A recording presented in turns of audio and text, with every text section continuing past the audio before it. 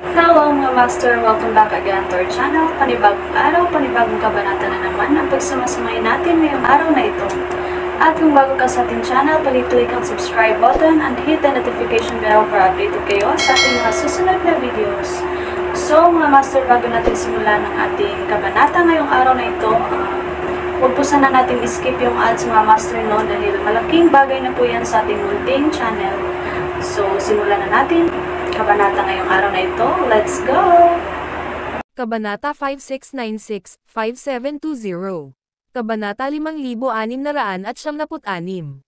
Pagkatapos namatay sina James at Xavion, pinangunahan ng sekta ng Hagios ang pangkat ng mga powerhouse sa tagumpay. Gayunpaman, nakaranas sila ng malaking pagkawala upang paksain ang sekta ng Moro. Ang madilim na mundo ay nakaligtas, ngunit ang mundo ng Anserelos ay nasira sa maraming mga lumulutang na puwang. Ang isang babae ay dumating sa isa sa mga shattered space, na kung saan ay ganap na desyerto. Nakasuot siya ng pulang balabal at may mahabang itim na buhok. Hawak niya ang isang mahabang taybak sa kanyang mga kamay at nagbulong, "Hiniling mo sa akin na ilibing ang taybak na ito sa lugar mo." Tiningnan ni Hershaya ang Supremus Sword na sentimentally. Hindi nagtagal pagkatapos umalis si Hershaya, isang Wyatt at Yemima ang lumitaw sa libingan. Nabawi na ni Yemima ang kanyang mga alaala mula bago siya dumating sa panahon ng Anserelos.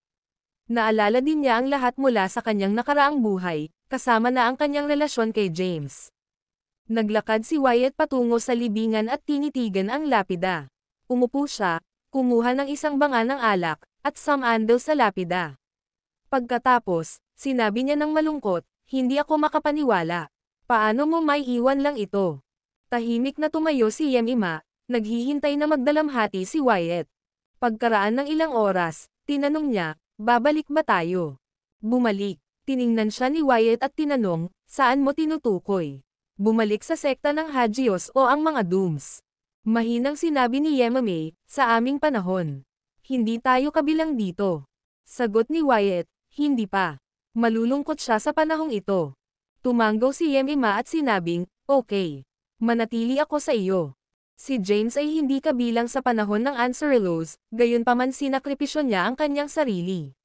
Matapos ang kanyang pagpasa, marami sa kanyang mga kakilala ang dumating upang magbigay ng paggalang sa kanya. Gayunpaman, unti-unting nakalimutan siya sa paglipas ng panahon.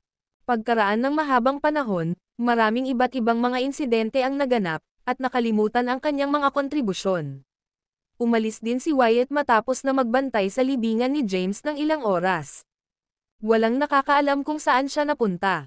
Sa panahon ng labanan, isinama ni James ang kanyang kaluluwa sa pagbuo. Matapos itong masira, nabuo ito sa hindi mabilang na mga inskripsyon at nawala sa kadiliman. Sinundan din ni Hershaya ang kahilingan ni James at inilibing ang Supremus Sword. Isinama na ni James ang ilan sa kanyang kaluluwa na si Genesis Aura sa taybak. Ang mga inskripsyon ay may ilang mga kakatwang magnetic power, na kumukuha ng ilang mga inskripsyon mula sa madilim na mundo. Ang mga inskripsyon ay dahan-daang lumulutang patungo sa libingan ni James. Sa huli, nagsama sila at nabuo ang isang balangkas. Matapos mabagsak ang pagbuo ni James, ang mga inskripsyon ay nakakalat sa buong Dark World. Isang mahabang panahon pagkatapos ng kanyang pagdaan, ang Supremus Sword ay nagsimulang maakit ang pagbuo ng mga inskripsyon mula sa madilim na daigdig. Ang mga inskripsyon ay lumulutang sa kadiliman at nawala sa isang madilim na rift. Ang video na ito ay edited by Urban Storytelling. Kabanata 5697. Maraming taon mamaya, ang enerhiya mula sa madilim na mundo ay unti-unting umusbong sa mga eroplano. Ang puwang kung saan matatagpuan ang libingan ni James ay naging bahagi ng isang tiyak na eroplano. Gayunpaman, ang isang malakas na porma sayon ay sumasakop sa puwang, at ang mga ordinaryong buhay na nilalang ay hindi maaaring lapitan ito. Sa paglipas ng panahon, ang mga eroplano na ito ay pinagsama sa isang napakalaking mundo. Isang araw, nagpakita sina Zella at Stephen upang makuha ang Supremus Sword na inilibing sa loob ng libingan. Ang isang puting balangkas ay nabuo na sa loob ng parang walang laman na kabaong pagdating nila. Ang balangkas ay nabuo ng mga inskripsyon at walang lakas sa buhay. Bagaman isinama na ni James ang kanyang banal na kaluluwa, hindi pa kumpleto ang balangkas, at hindi siya nagising. Para mabuhay muli si James, ang lahat ng mga nakakalat na inskripsyon mula sa kanyang porma sayon ay dapat makolekta upang makumplito ang kanyang banal na kaluluwa. Halos kumpleto na ang kanyang balangkas. Matapos makuha ang Suprema's Sword, ang mga inskripsyon na nakatago sa madilim na mundo ay mabilis na lumipat patungo sa libingan. Ang mga inskripsyon ay lumubog sa balangkas at dahan-daang nakumpleto ito. Bigla, tila nagising ang balangkas. Ang mga inskripsyon ay mukhang buhay at mabilis na dumaloy sa pamamagitan ng mga puting buto, na pinakawalan ang isang nakasisilaw na glow. Ang laman at mga ugat na nabuo sa balangkas. Sa lalong madaling panahon sapat na, nagbago ito sa isang kumpletong katawan. Ang lalaki ay umupo mula sa kabaong, at hindi mabilang na mga alaala ang sumabog sa kanyang isipan. Lahat ng bagay mula sa kanyang pagkabata, ang pag-save sa kanya mula sa inferno, ang lupa ay muling nakakuha ng enerhiya na espiritual na Empyrean, at maging ang 12 universo. Ang lahat ng mga nakaraang kaganapan ay bumaha sa kanyang isipan. Bulong ni James, mahusay. Iniwasan ko ang pag-iwas dahil sa ranggo ng ritual. Nagtataka ako kung gaano karaming oras ang lumipas at kung aling panahon ang naroroon ko. Panahon na ako bumalik sa kung saan ako nanggaling. Tumayo siya mula sa kabaong at lumabas. Pagkatapos, sinimulan ni James ang kanyang ranggo ng paglilinang. Matagumpay na iniwasan ni James ang kapalaran ng ranggo sa pamamagitan ng pagsasama ng kanyang kaluluwa sa mga inskripsyon at hayaan silang lumutang sa buong Dark World. Sa panahong ito, ang kanyang banal na kaluluwa ay pinangangalagaan ng nakapalibot na enerhiya ng madilim na mundo. Matapos ang kanyang muling pag-uli, ang kanyang kaluluwa ay napakalakas. Matapos iwasan ang ranggo ng ritual, natural na pumasok si James sa unang yugto ng Transcendental Bliss rank. Agad na lumitaw si Stephen sa harap ni James. Si Stephen ay hindi ganap na pinagkadalubhasaan ang landas ng eroplano ng Endless nang umalis siya sa pag-iingat sa huling oras. Matapos makitungo sa krisis ng eroplano ng Endless, bumalik siya sa pag-iisa at sa wakas ay nagtagumpay. Bukod dito, napabuti siya sa rurok ng ranggo ng Quasi-Bliss. Master, matapos madama ang abnormal na aura, sumugod si Stephen. Naguguluhan siya nang makita niya ang lalaki na lumabas ng kabaong. Ano ang ginagawa mo dito, Master? Nagulat si Stephen. Stephen, ngumiti si James nang makita ang pamilyar na mukha. Ang video na ito ay edited by Urban Storytelling. Kabanata 5678. James ay nagulat nang makita si Stephen pagkatapos na siya ay muling nabuhay. Matapos makita si Stephen, agad na nalaman ni James kung anong panahon ang nagising siya. Matagal na siyang namatay at bumalik sa kanyang orihinal na panahon. Bakit ka nandito, Master? Nag-alinlangan si Stephen, hindi ka ba sumunod sa Xavion at pumasok sa ilog ng oras? Huwag mong sabihin sa akin ang balangkas sa loob ng kabaong pag-aari mo. Panipi. Ito ay isang mahabang kwento. Sa pamamagitan ng paraan, ano ang nangyari pagkatapos kong umalis? Tanong ni James. Sumagot si Stephen, matapos mong habulin si Xavion, ang mga pangunahing karera ng Dark World ay nagbigay ng pagtutol. Kinuha din ni Kia na ang pagkakataon na maghayganti sa mga Glacie. Maliban sa mga Mevriers, ang iba pang 3 sa 4 na sinaunang karera ay tinanggal. Ang 4 na sinaunang karera ay tumigil na umiiral. Pagkatapos nito, ang madilim na mundo at ang eroplano ng Endless ay nasa kapayapaan, at walang makabuluhang naganap, kabilang ang digmaan. Ipinaliwanag ni Stephen ang mga nakaraang kaganapan. Nalulugod si James na ang lahat ay bumalik sa normal. Ang mga sakripisyo na ginawa niya ay sulit. Matapos malaman ang kasalukuyang sitwasyon, sinabi niya, hayaan. Nagtataka si Stephen sa nangyari kay James. Gayunpaman, hindi siya nag-pry dahil hindi ito pinalaki ni James. Umalis ang dalawa sa lugar at nakarating sa Elysium Hall ng Endless Plane. Hindi, tumanggi ako. Nag-fucking ka ng baboy. Mas mahusay mong isuko ang Elysium Hall ngayon. Tingnan kung gaano karaming mga nakakatawa na bagay ang nangyari habang ikaw ay namamahala sa Elysium Hall. Nang makarating si James sa pangunahing bulwagan, narinig niya ang isang pinainit na argumento. Ano ang nangyayari? Ang pag-aaway ni Nazariah at Quattro ay nag-ambala sa isang biglaang tinig. Ang lahat ay agad na lumingon sa pasukan at nakita ang dalawang lalaki na naglalakad papunta sa kanila. Lumapit sina James at Stephen. Natigilan, bulalas ni Quattro, General. Hindi ka pa namatay na si Yetter Ziraya ay nagtanong din, nagulat, James. Why ikaw ay bumalik, panipi? Tumango si James, naskan ang bulwagan, at nakita ang maraming pamilyar na kakilala. Si Kiana, Cairo, Jada, at ang kanyang kapatid ay nasa bulwagan.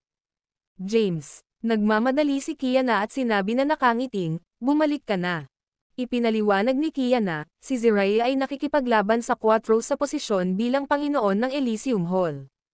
Walang kasalanan na sinabi ni Quattro, sa huling labanan, ibinigay ko ang lahat at halos namatay. Malaki ang nambag nito sa bagong eroplano.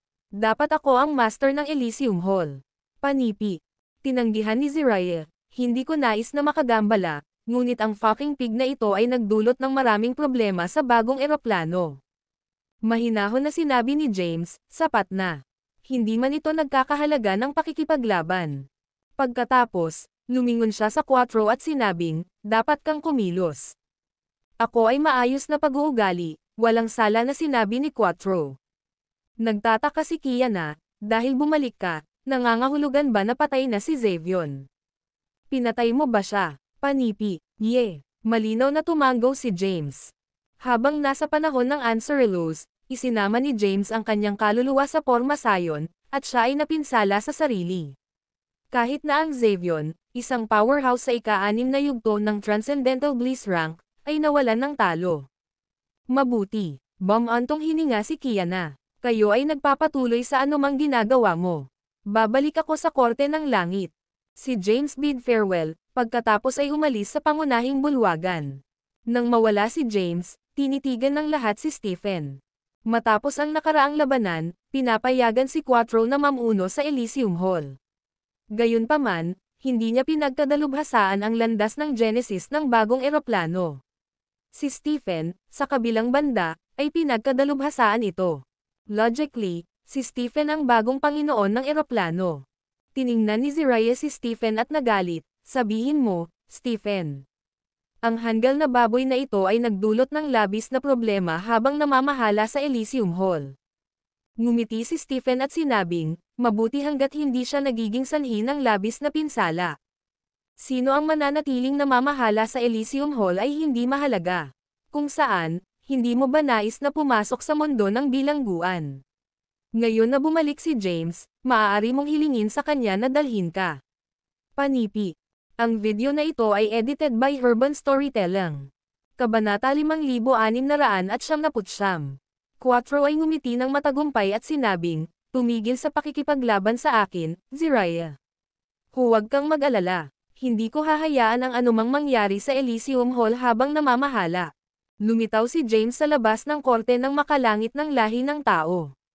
Tumayo siya sa gate ng South Heaven at tiningnan ang mga gwardya na nakalagay sa sentimentally. Hindi niya naisip na habulin ang Xavion ay haantong sa napakaraming bagay. Nagtataka siya sa nangyari pagkatapos ng kanyang kamatayan at kung bakit nawala ang Halcyon Road. Hindi pa rin niya malutas kung bakit ang mga tala tungkol sa Halcyon Road ay limitado sa kanilang kasalukuyang panahon. Gayun din, ang dahilan kung bakit si Zizel reincarnated ay isang misteryo pa rin. Bulong ni James, isang lugar ng Vaster sa labas ng Dark World 79 na isang bantay ang biglang sumigaw, sino ang nandoon? Panipi. Maraming mga gwardya ang nakapaligid kay James. Ito ang korte ng makalangit ng lahi ng tao. Kung wala kang negosyo, magmadali at umalis. Mahinahon na tiningnan ni James ang bantay at hindi ito napahiya. James. Sa sandaling iyon, isang pangkalahatang lumapit. Mayroon siyang balat at nag-donate ng makintab na sandata. Tinitigan ni Henry si James nang walang paniniwala. Pagkatapos, mabilis siyang sumugod at sumigaw ng maligaya, bumalik si James. Ang kanyang tinig ay lumusot sa korte ng langit. Swoosh, swish, swoosh. Maraming mga light ray na bumaba sa lugar. Ang ilang mga tao ay dumating sa labas ng gate ng South Heaven matapos marinig ang tungkol sa pagbabalik ni James. Tatay, James, maraming mga tao ang nagpakita ng mga nasisiyahan na ekspresyon. Ang mga mata ni James ay lumusot sa kanila, isa-isa. Matapos ipanganak ang bagong eroplano, lahat sila ay pinagpala, at ang kanilang mga lakas ay napabuti ng mga lips at hangganan. Ngayon, sila ay nasa Holy Celestial Rank. Marami pa ang pumasok sa Martial Celestial Rango at ang banal na rango ng langit. Sinabi ni James na nakangiting, hindi magtatagal bago pa man lumitaw ang maraming mga pagkakataon. Dapat mong gagamitin ito. Higit pang mga pagkakataon. Natigilan ang lahat. Tumango si James at sinabing, oo. Ang aming kasalukuyang eroplano ay isang bahagi ng dating site ng ninuno. Sa lalong madaling panahon, pagsamahin ko ito sa mundo ng bilangguan upang maibalik ang site ng mga ninuno. Kapag ang proseso ay matagumpay, hindi mabilang na mga buwan at mga pagkakataon ay darating. Lahat ay nasisiyahan sa balita. Sa kanilang mga ranggo ng paglilinang, mahirap talagang mapabuti. Kung mayroong isang pagkakataon, nais nilang samantalahin ito. Bumalik si James upang muling makasama sa lahat at ibahagi ang mabuting balita. Matapos siyang manatili sa korte ng langit sa loob ng ilang oras, umalis siya at nagtungo sa mga Mevrier sa madilim na mundo. Alam niya na pumasok din si Talvolay sa ranggo ng ritual at nais na suriin ang kanyang kondisyon. Ang mga pumasok sa ranggo ng ritual ay mapapahamak at babalik sa kadiliman. Pinakamahalaga, nais malaman ni James kung umiiral si Ziel sa kanilang panahon. Kung gayon, mapapahamak si Talvolay. Mag-click upang i-rate ang post na ito. Ang video na ito ay edited by Urban Storytelling. Kabanata 5700. James ay umalis sa bagong eroplano at tumungo sa teritoryo ng Mevrier. Ngayon na nakapasok na siya sa ranggo ng Transcendental Bliss at pinagkadalubhasaan ang hindi mabilang na mga primitive na inskripsyon, maaari siyang maglakbay ng mas mabilis. Hindi na niya kailangang umasa sa mga runes ng Boundary Breaker, dahil ang kanyang bilis ng paglalakbay ay higit na mataas. Di nagtagal, nakarating siya kung saan matatagpuan ang mga Mevrier. Noong nakaraan, ang madilim na mundo ay mayroong 4 na sinaunang karera. Gayunpaman, ang mga Yefteris, Suonteles, at Zoltrems ay nawasak sa nakaraang labanan. Sa 4 na sinaunang karera, ang mga Mevrier lamang ang naiwan. Gayunpaman, ang Mevrier ay hindi pa naging pinakamalakas na lahi ng madilim na mundo. Sa halip, ang lahi ng dragon ay muling nabuo at nalampasan ang iba pang karera. Ang pinuno ng Dragon Race ay ang pinuno ng Shadowers. Lumitaw si James sa labas ng espiritual na bundok ng Mevrier. Bagaman protektado ng isang pormasayon ang teritoryo, madali niya itong pass-through.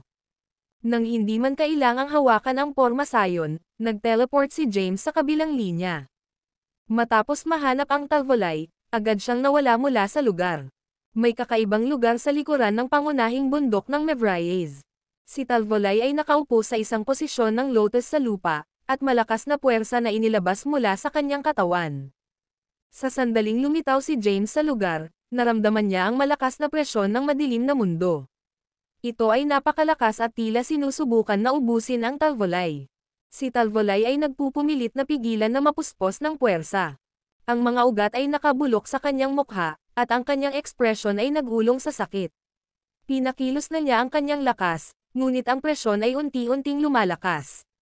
Ang kanyang katawan ay nagsimulang manginig, na nagpapakita ng mga palatandaan ng pagkawala sa puwersa. Ang mga browser ni James ay lumabo. Nais niyang obserbahan upang malaman ang higit pa tungkol sa ranggo ng ritual. Gayunpaman, maliwanag si Talvolay sa kanyang mga limitasyon. Mabilis siyang humakbang at namamagitan. Gamit ang alon ng isang kamay, hindi mabilang na mga inscription ang material upang makabuo ng isang maliit na mundo at hadlangan ang madilim na kapangyarihan. Matapos mabalot sa loob ng mundo ng inskripsyon, si Talvolay ay huminto ng labis. Pinahid niya ang pawis sa noo.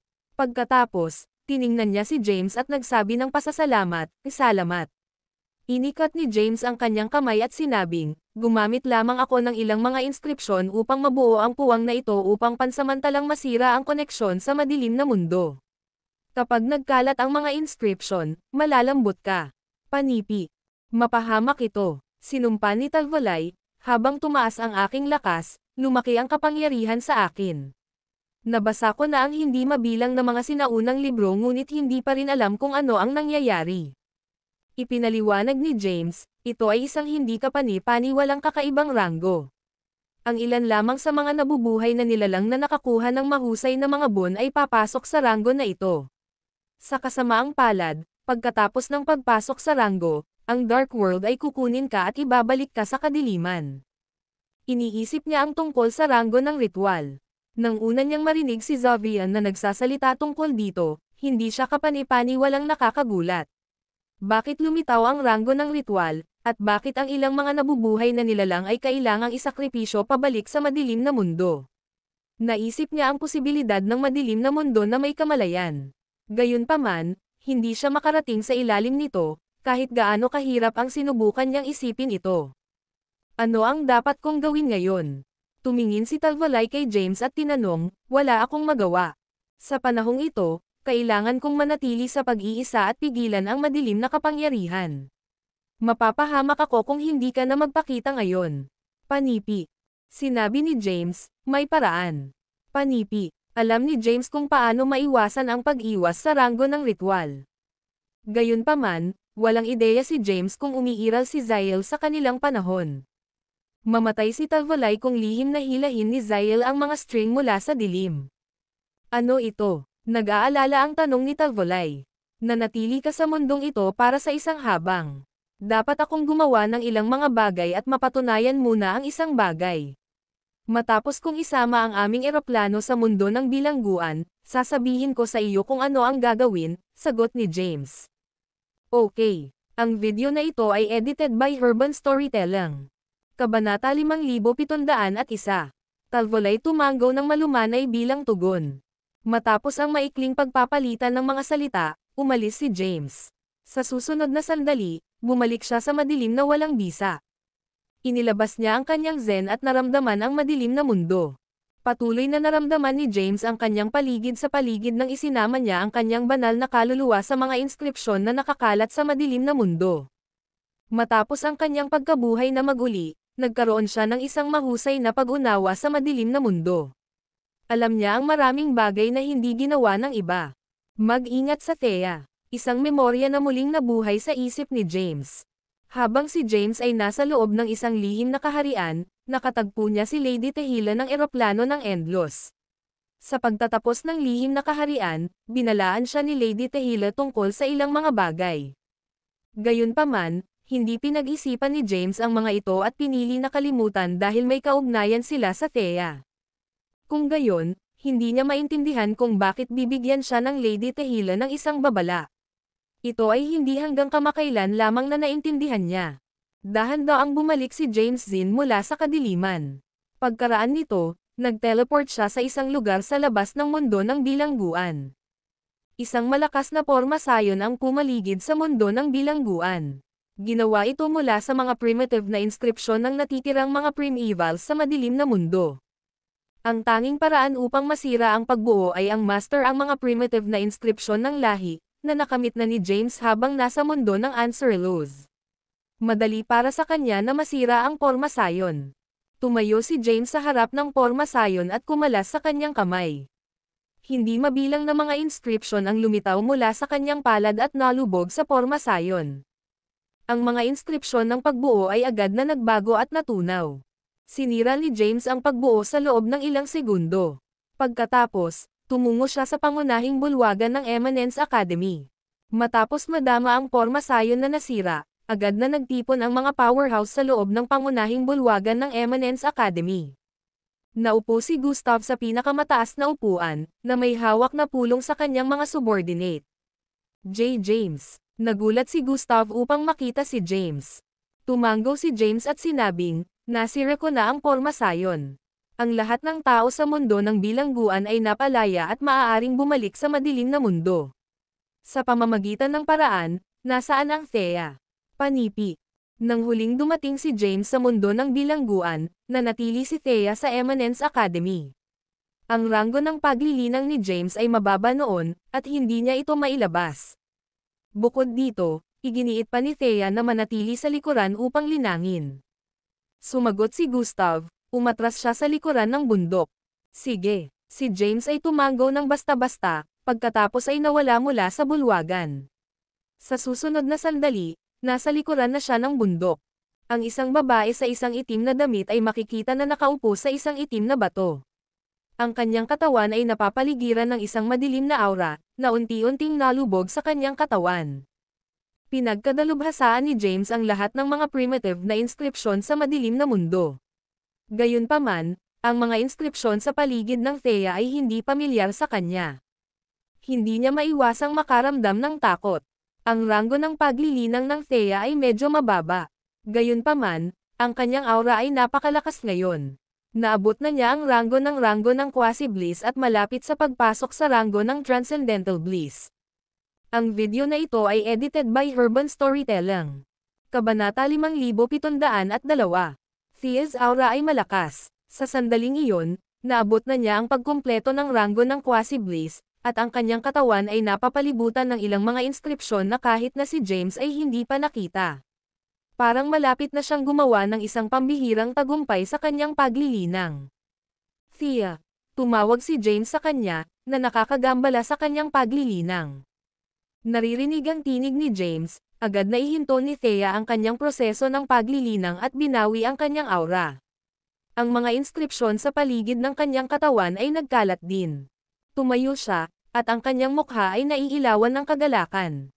James, narito ka na. Yeah. Tumanggaw si James at lumakad.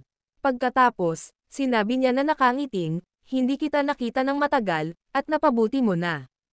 Siyempre hindi, si Thea ay nagsiwalat ng isang magandang ngiti. Sinabi ni James, pagdating ko, nakakita ako ng isang itim na aura na nakapaligid sa iyong katawan. Medyo nakakatakot ito. Ipinaliwanag ni Thea, sa mga panahong ito, nasisipsip ko ang madilim na kapangyarihan upang linangin. Kahit na pinapabuti ko ang hindi kapani-paniwalang mabilis, nasisipsip ako ng sobrang madilim na kapangyarihan. Bilang resulta, nahawahan ako sa aura ng kadiliman. Kapag nagtatanim ako, normal para sa isang itim na ambon na palibutan ang aking katawan. Panipi. Ngumiti si James at sinabing, kung gayon anong uri ng mga inskripsyon ang iyong nilinang. Pagdating ko, nakita ko ang hindi pamilyar na mga inskripsyon sa paligid mo. Sumagot si Thea, na, hindi rin ako sigurado. Matapos kong sumipsip ng maraming madilim na kapangyarihan, ang mga energies na ito ay natipon sa loob ng aking katawan at nabuo sa mga mahiwagang inskripsyon. Kapag nililinang ko ang mga inskripsyon na ito, pakiramdam ko ang aking katawan ay isa sa kadiliman. Panipi. Ganun ba? Sumimangot si James. Yeah. Tumanggaw si Thea. Hindi pa nag-pray si James. Tumayo siya sa lugar at naskan ang mundo ng bilangguan kasama ang kanyang zen. Di nagtagal, matatagpuan niya ang mga powerhouse na nasil. Pinatawag niya ang ilang mga inskripsyon at ikinakalat ito. Ang mga inskripsyon na nakakalat sa buong hangin at kalaunan ay nakarating kung saan ang mga powerhouse ay selyadong. Ang mga porma sayo na nakakulong sa kanila ay agad na nasira, na pinakawalan ang mga nakakulong na powerhouse. Sumimangot si Thea at sinabing, nagpalabas ka lang ng maraming mga powerhouse. Hindi ka ba nababahala na may mangyayari? Sinabi ni James na nakangiting, nagpasok na ako sa ranggo ng Transcendental Bliss.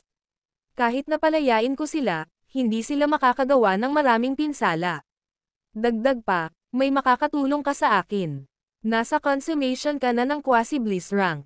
Sa iyong talento, ang pagpasok sa ranggo ng Transcendental Bliss ay magiging isang piraso ng cake. Sigurado ako na maaari mong ipasok ang ranggo ng Transcendental Bliss kung nais mo. Kung hindi ko makitungo sa kanila, sigurado akong magagawa mo. Panipi. Siyempre, napangiti si Thea at sinabing, mayroon akong isang nakakagulat na katawan at maaaring makuha ang lahat ng mga uri ng kapangyarihan upang mapagbuti ang aking ranggo ng paglilinang. Kung hindi mo ako ginulo, papasok na ako sa ranggo ng Transcendental Bliss. Ang ranggo ng paglilinang ng Thea ay medyo mababa. Bagaman gusto niyang tulungan si James, medyo walang kapangyarihan siya. Ngayon na naabot na niya ang pagkumpleto ng Quasi-Bliss rank at malapit nang pumasok sa ranggo ng Transcendental Bliss, masaya siyang nakapagbigay ng tulong kay James. Pinaplano kong pagsamahin ang mundo ng bilangguan sa bagong mundo upang baguhin ang mundo ng Answerlose. Ano? Natigilan si Thea. Matagal na siyang nasa mundo ng bilangguan at hindi alam ang hindi mabilang na mga eroplano na pinagsama. Matieg ang ipinaliwanag ni James ang lahat ng nangyari, kasama na kung paano niya hinabol ang Xavion sa panahon ng Anserelos at kung paano niya sinira ang mundo ng Anser Alto. Sinira namin ni Xavion ang mundo ng Anserelos. Namatay ako pagkatapos ng pagbagsak ng mundo ng Anser Alto. Kung tungkol sa susunod na nangyari, wala akong pahiwatig. Hindi ko rin natuklasan ang katotohanan tungkol sa kalsada ng Halcyon. Ito ay isang misteryo pa rin kung bakit maliit ang naitala tungkol sa mundo ng Anserelos. Si Thea ay nahulog sa malalim na pag-iisip. Pagkaraan ng ilang sandali, nagkaroon siya ng nasasaktan na ekspresyon, at ang mga kwintas ng pawis ay gamulong sa kanyang noo. Napansin ni James ang isang bagay na hindi pangkaraniwan tungkol sa kanya at tinanong, ano ang mali? Ang video na ito ay edited by Urban Storytelling. Kabanata 5703. Ang pag-iling ng kanyang ulo at pinunasan ang pawis sa kanyang noo. Pagkatapos, sumagot siya, hindi ko alam. Bigla akong hindi komportable. Tumingin si James sa kanya at nahulog sa pag-iisip. Ano ang nasa isip mo? Ginambala ni Thea ang kanyang mga saloobin. Umiling-iling si James at sinabing, wala ito. James. Bigla, isang boses ang tumawag.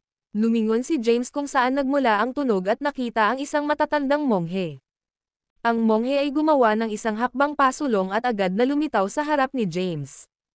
Zeno, binati siya ni James. Nasira mo ba ang pagbuo ng mundo ng bilangguan? May bagay ba? Tanong ni James. Nagbigay si Zeno ng isang hinlalaki at sinabing, mahusay na trabaho. Dahil binuksan mo ang porma sayon, nangangahulugan ito na pinagkadalubhasaan mo ang mga primitive na inskripsyon ng iba't ibang karera ng Dark World. Oo, tumanggo si James at sinabi, pinaplano kong pagsamahin ang mundo ng bilangguan kasama ang bagong eroplano sa labas upang baguhin ang mundo ng Anserelos. Panipi. Magtipon. Sigaw ni James. Sa sandaling iyon, isang malakas na puwersa ang lumitaw mula sa kanyang katawan at pilit na inilipat ang mundo ng bilangguan. Ang mundo ng bilangguan ay nagsimulang lumipat sa kadiliman at sumugod patungo sa eroplano ng Endlos. Ang mga hindi pa umalis sa mundo ng bilangguan ay maaaring makaramdam ng pagsulong ng mabilis. Ang mga powerhouse ng madilim na mundo ay maaaring makaramdam ng pagbuo ng silang sa paligid ng mundo ng bilangguan ay tinanggal, at bigla silang inilipat. Ano ang nangyayari sa mundo? Bakit nawala ang pagbuo sa paligid ng mundo ng bilangguan? Ang madilim na mundo ay sa wakas ay dinala sa kapayapaan. Matapos ang mga powerhouse sa loob ng mundo ng bilangguan ay pinakawalan, mapapahamak sila. Ang iba't ibang karera ng Dark World ay nag-aalala at binigyan ng pansin ang mundo ng bilangguan. Kinontrol ni James ang mundo ng bilangguan patungo sa eroplano ng Endlos. Pagkatapos, nag-teleport siya sa Mount Bane. Tumayo siya sa tuktok ng Mount Bane. Sa sandaling iyon, mayroon ng isang babae na naglilinang sa itaas ng bundok. Siya ay hindi kapani-paniwalang maganda at nagsuot ng isang kulay rosas na damit. Ang kanyang paglilinang ay nasa ranggo lamang ng Petit Celestial. James. Nang makita ng babae si James, tumayo siya upang batiin siya. Tiningnan siya ni James at naalala ang ilang mga alaala. Ano ang ginagawa mo dito, Maxine? Tanong ni James. Tumingin si Maxine sa kanya at malumanay na sumagot, nililinang ako rito. Sinabi ni James, maaari kang magpatuloy. Hindi kita maaabala. Narito ako upang pagsamahin ang mundo ng bilangguan sa aming kasalukuyang eroplano. Panipi. Kaagad pagkatapos, tumalon siya sa hangin at nag-hover sa itaas ng bundok. Hinimok ni James ang kanyang lakas, at hindi mabilang na mga inskripsyon ang lumitaw mula sa kanyang katawan. Sa sandaling iyon, ang mundo ng bilangguan ay malapit na sa bagong eroplano. Sa lalong madaling panahon sapat na, ang dalawa ay nakipag-ugnay, at ang kanilang mga hangganan ay nagsimulang gumuho. Ang video na ito ay edited by Urban Storytelling. Kabanata 5704. James ay nagsimulang pagsamahin ang Mount Bane ng human race sa bagong eroplano at mundo ng bilangguan. Kapag isinama, ito ay magiging isang mundo na katumbas ng site ng mga ninuno. Noong nakaraan, mahirap para sa kanila na pagsamahin ang mga eroplano sa nakaraan dahil kailangan niyang magdala ng isang malakas na presyon mula sa langit at lupa. Ngayon, nakaka-relax siya. Sa kanyang kasalukuyang ranggo ng paglilinang, madali niyang pigilan ang presyon. Ang mundo ng bilangguan at ang bagong eroplano ay unti-unting nagsumite. Boom! Matapos ganap na pagsamahin ang dalawa, tumigil ang mundo ng bilangguan. Ang isang rumbling tunog ay kumalat sa buong bagong eroplano, at maraming mga bagong lugar na nabuo. Nagbago din ang Mount Bane, at ang mga bagong bundok na espiritual ay lumitaw mula sa lupa. Ang answer also ng lahi ng tao ay muling lumitaw. Si Maxine, na naglilinang sa itaas ng Mount Bane, ay nakinabang din mula sa pagsasanib. Ang Anserelos ng human race ay nangyari na lumitaw sa lugar kung nasaan si Maxine. Sa makatuwid, maswerte siyang pagpalain ng langit at lupa. Ang kanyang ranggo ng paglilinang at aura ay mabilis na bumuti.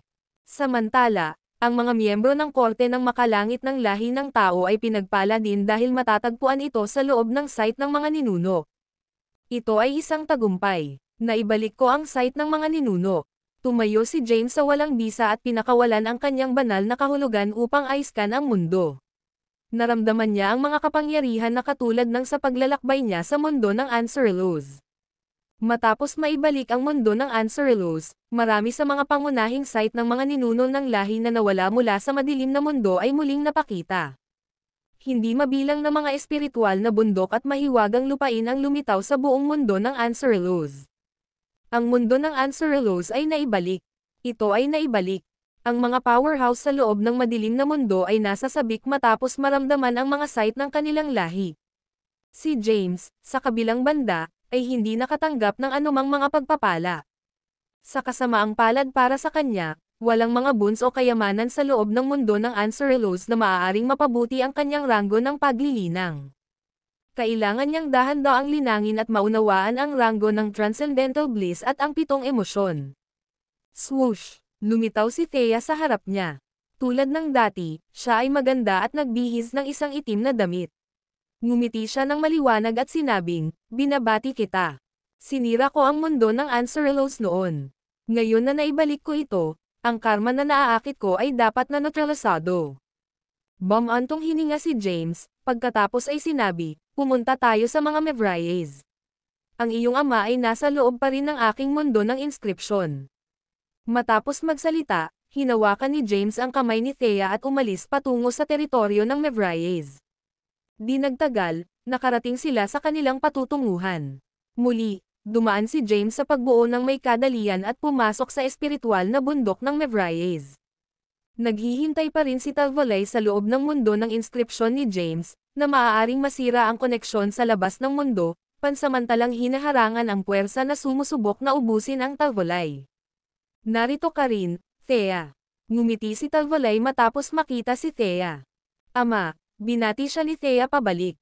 Tumanggo si Talvolay, pagkatapos ay lumingon kay James at tinanong, "Nabanggit mo na kailangang mapatunayan ang isang bagay. Ano ito?"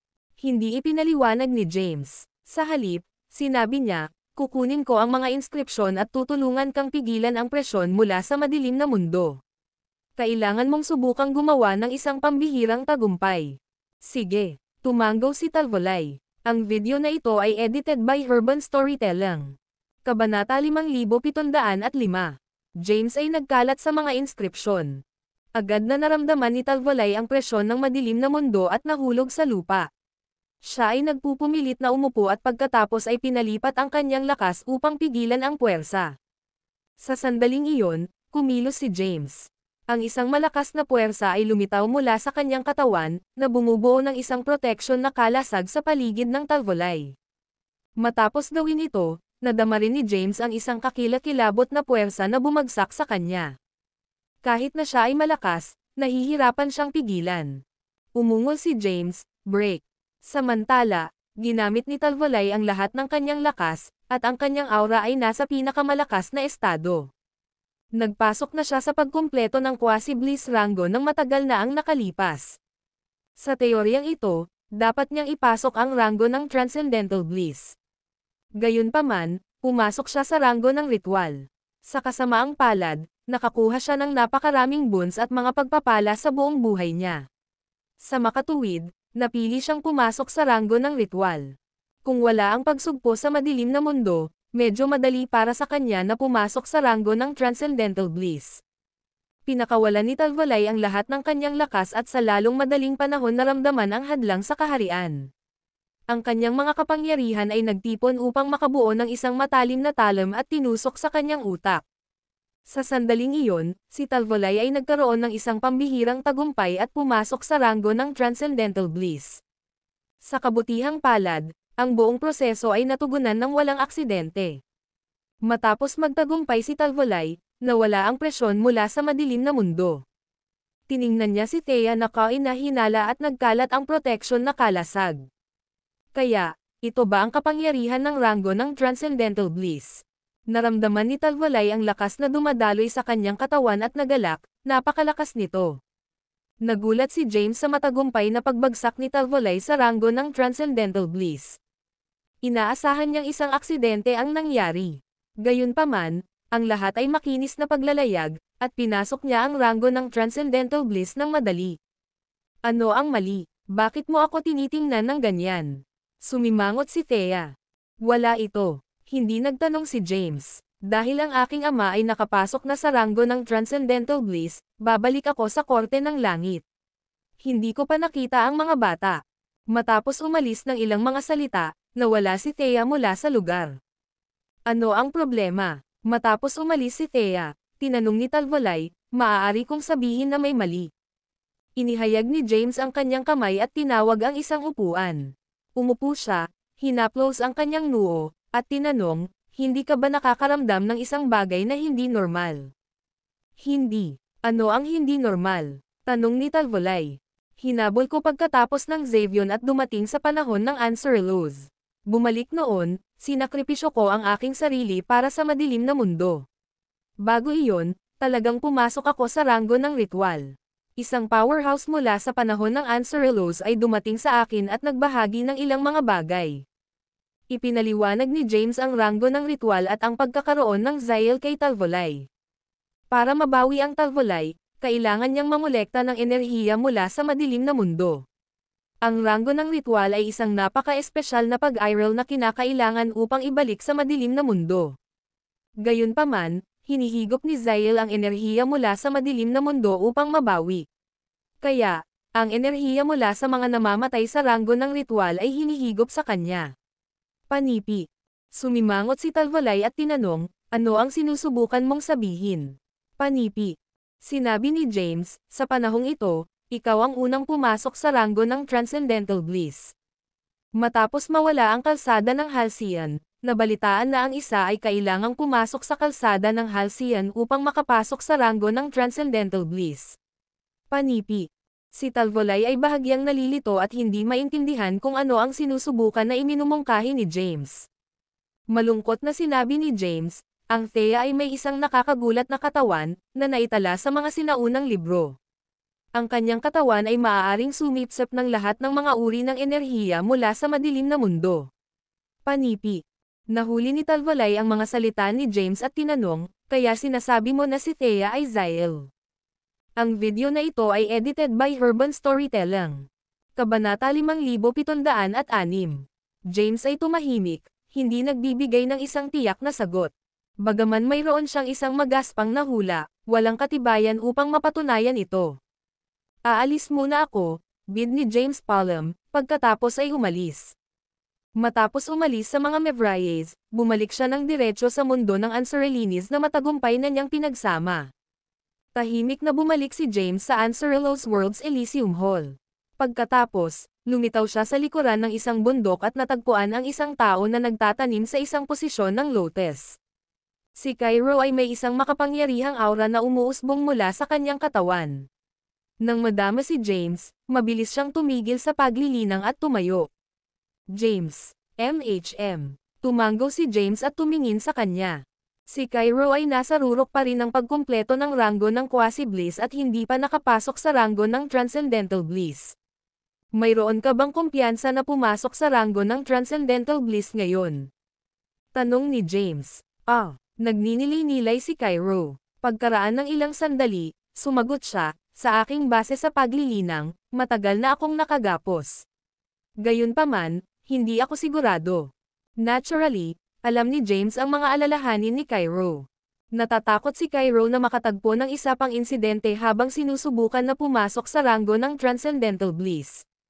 Noong nakaraan, nakaranas siya ng isang langit na pagdurusa at nabigo na pumasok sa ranggo ng Transcendental Bliss. Sa pamamagitan ng paraan, tinanong ni James, kapag sinubukan mong ipasok ang ranggo ng Transcendental Bliss noong nakaraang oras, ano ang nangyari sa iyong pagdurusa? Ang mukha ni Cairo ay naging solemn. Sinabi ni James, maaari kang sumagot ng totoo. Panipi. Sige. Tumango si Cairo, pagkatapos ay hinanap ang kanyang mga alaala. Ang tanawin niya na nagsisikap na malampasan ang pagdurusa na lumitaw sa kanyang isipan. Pagkaraan ng ilang sandali, sumagot siya, nang sinubukan kong masira sa ranggo ng Transcendental Bliss, nakatagpo ako ng isang langit na pagdurusa. Ito ay talagang kakaiba, at tiyak na naramdaman ko ang isang hindi normal na pag-iral. Panipi. Isang hindi normal na pag-iral. Sumimangot si James. Ipinaliwanag ni Cairo, oo. Ito ay tila isang buhay na nilalang. Gayunpaman, hindi ko maramdaman ang anumang puwersa ng buhay mula rito. Tila ang batas ng makalangit na landas, ngunit nakakatakot ito. Panipi.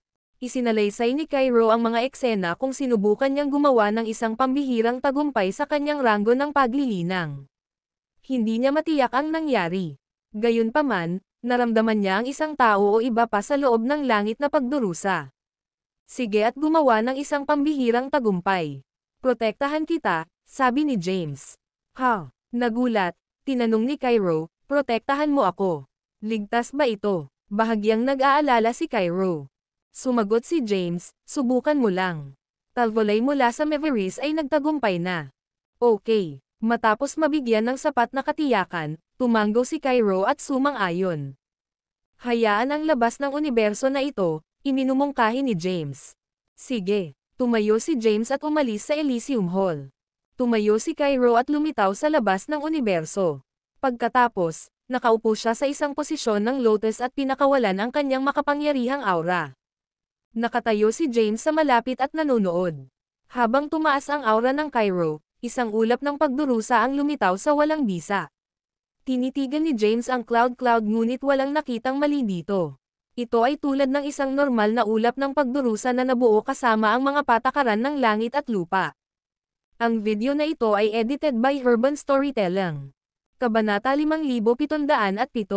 Sa tingin, nagsimulang hampasin ang mga pagdurusa sa kidlat. Si Cairo ay talagang nakamit sa ranggo ng quasi-bliss. Bukod dito, nakatanggap siya ng isang pagpapala sa panahon ng pagsasanib ng eroplano. Bilang isang resulta, lumaki siya ng mas malakas. Madali niyang tinanggihan ang mga pagdurusa ng kidlat. Ang kapangyarihan ng kanyang langit na pagdurusa ay makapangyarihan at tumagal ng napakatagal. Gayunpaman, nakatiis ito ni Cairo sa labis na lakas. Hindi nagtagal bago siya matagumpay na pumasok sa ranggo ng Transcendental Bliss. Ang Cairo ay gumawa ng isang pambihirang tagumpay nang walang mga aksidente sa oras na ito. Masaya niyang sinabi, ginawa ko ito. Pumasok ako sa ranggo ng Transcendental Bliss. Sino ang kumakalat ng mga alingaw-ngaw tungkol sa hindi pagpasok sa ranggo ng hindi unang dumaan sa kalsada ng Halcyon? Tumango si James at sinabing, magandang trabaho. Sige, bumalik tayo. Pagkatapos magsalita, bumalik si James sa Elysium Hall. Maraming mga powerhouse ang nagtipon sa pangunahing bulwagan. Tiningnan siya ni Quattro sa kawalan ng paniniwala at tinanong, matagumpay ka bang pumasok sa ranggo ng Transcendental Bliss, Big Fool? Talagang nagtagumpay ka ba? Tinitigan siya ni Ziraya at sinabing, hindi makatuwiran iyon. Hindi ba imposible ang pagpasok sa ranggo ng Transcendental Bliss nang hindi pumapasok sa kalsada ng Halcyon? Paano mo ito nagawa? Tiningnan ni James si Ziraya at sinabi na nakangiting, ikaw rin sa pagkumpleto ng quasi-bliss rank, di ba? Dapat mong subukang pumasok sa ranggo ng Transcendental Bliss. Ha? Natigilan si Ziraya. Upang maging matapat, natatakot siyang subukan na gumawa ng isang pambihirang tagumpay. Ang alamat ay walang makakapasok sa ranggo ng Transcendental Bliss nang hindi dumadaan sa Halcyon Road. Kaya, nais niyang hintayin na buksan ito upang makapasok siya at subukang itaas ang kanyang ranggo ng paglilinang. Panipi. Si Ziraya ay bahagyang nag-aalangan na gawin tulad ng sinabi ni James. Tiniyak siya ni James, si Talvolay ang unang pumasok sa ranggo ng Transcendental Bliss, na sinundan ni Cairo. Sa palagay ko dapat mong subukan ito. Okay. Matapos malaman na ang dalawang nabubuhay na nilalang ay nakapasok na sa ranggo ng Transcendental Bliss, nagpa siya si Ziraya na bigyan din ito. Nawala siya mula sa pangunahing bulwagan at lumitaw sa labas ng universo. Hindi siya sinundan ni James. Sa halip, napanood niya mula sa Elysium Hall. Kung may mangyayari, maaari pa rin siyang makialam sa oras. Umupo si Ziraya sa walang bisa at naglabas ng isang makapangyarihang aura. Hindi tulad ng Cairo, hindi siya nahaharap sa isang makalangit na pagdurusa. Madali niyang sinira ang hadlang sa realm at pumasok sa ranggo ng Transcendental Bliss. Haha, masayang giggled si Ziraya matapos magtagumpay. Bumalik siya sa Elysium Hall na may malaking ngiti. Matapos madama ang lakas na dumadaloy sa kanyang katawan, sinabi niya na nakangiting. Hindi ka panipaniwala, malakas ang pakiramdam ko. Iba-iba ito sa ranggo ng Quasi-Bliss. Panipi. Matapos masaksihan ang tatlo sa kanyang mga kakilala na matagumpay na pumasok sa ranggo ng Transcendental Bliss, nagulat si James. Bakit nawala ang mga nakaraang phenomena? Matagal nang nawala ang kalsada ng Halcyon. Sa panahong ito, hindi mabilang na mga powerhouse ang ipinanganak. Gayunpaman, lahat sila ay nakatagpo ng mga aksidente habang sinusubukan na ipasok ang ranggo ng Transcendental Bliss. Namatay din sila o nasira ang kanilang mga kaluluwa. Panipi. Naguguluhan si James tungkol sa kung bakit ang pagpasok sa ranggo ng Transcendental Bliss ay naging walang kahirap-hirap. Tumingin si Quattro kina Cairo at Ziraya na nagseselos. Pagkatapos, sinabi niya ng walang malasakit, ano ang espesyal sa ranggo ng Transcendental Bliss? Hanggat nagtatrabaho ako, maaabot ko ang ranggo ng Transcendental Bliss ng walang oras. Tumingin si James kay Quattro ngunit wala nang sinabi. Lumingon siya sa iba sa bulwagan at sinabing, ngayon na naibalik ang mundo ng Anserelos, wala nang ibang gagawin ko dito. Babalik ako sa korte ng langit. Matapos umalis ng ilang mga salita, nawala si James mula sa pangunahing bulwagan. Sa susunod na sandali, bumalik na siya sa korte ng makalangit ng lahi ng tao. Pagdating niya, nalaman niya na ang korte ng langit ay napapalibutan ng mga powerhouse. Ang mga browser ni James ay lumabo. Naglakad siya at tinanong, ano ang nangyayari? Ang video na ito ay edited by Urban Storytelling. Kabanata 5708. James ay bumalik sa korte ng makalangit ng tao. Gayunpaman, natagpuan niya ang mga ito na kinubkob ng isang pangkat ng powerhouse. Isang hukbo at ilang mga powerhouse mula sa lahi ng tao na natipon sa labas ng gate ng South Heaven. Tumayo si Thea sa unahan, na tinitigan ng malamig sa maraming nilalang na kinubkob ang korte ng langit. Swoosh! Sa sandaling iyon, isang ilaw na nagmula sa kalangitan, at isang tao ang lumitaw sa harap ng mga tao. James, tatay, tumawag ang lahat sa kanya. Tiningnan ni James ang armadong tao sa likuran niya, tumanggaw ng basta-basta, pagkatapos ay tiningnan ang mga kalaban. Inilabas niya ang kanyang zen at natagpuan na talagang malakas sila. Kabilang sa mga ito ay ang isang tao sa ranggo ng Transcendental Bliss na may mahusay na mga nagawa. Sinulyapan sila ni James at tinanong, bakit mo kami inaatake? Sino kayong mga tao? Isang tao ang lumakad sa labas ng grupo, tinitigan si James, at sumagot, inutusan kaming makunan si Thea. Sumimangot si James at tinanong, kumuha ng Thea. Sa pamamagitan ng sino? Bakit mo nais na makuha siya? Ito ang mga tanong na hindi mo dapat tanungin.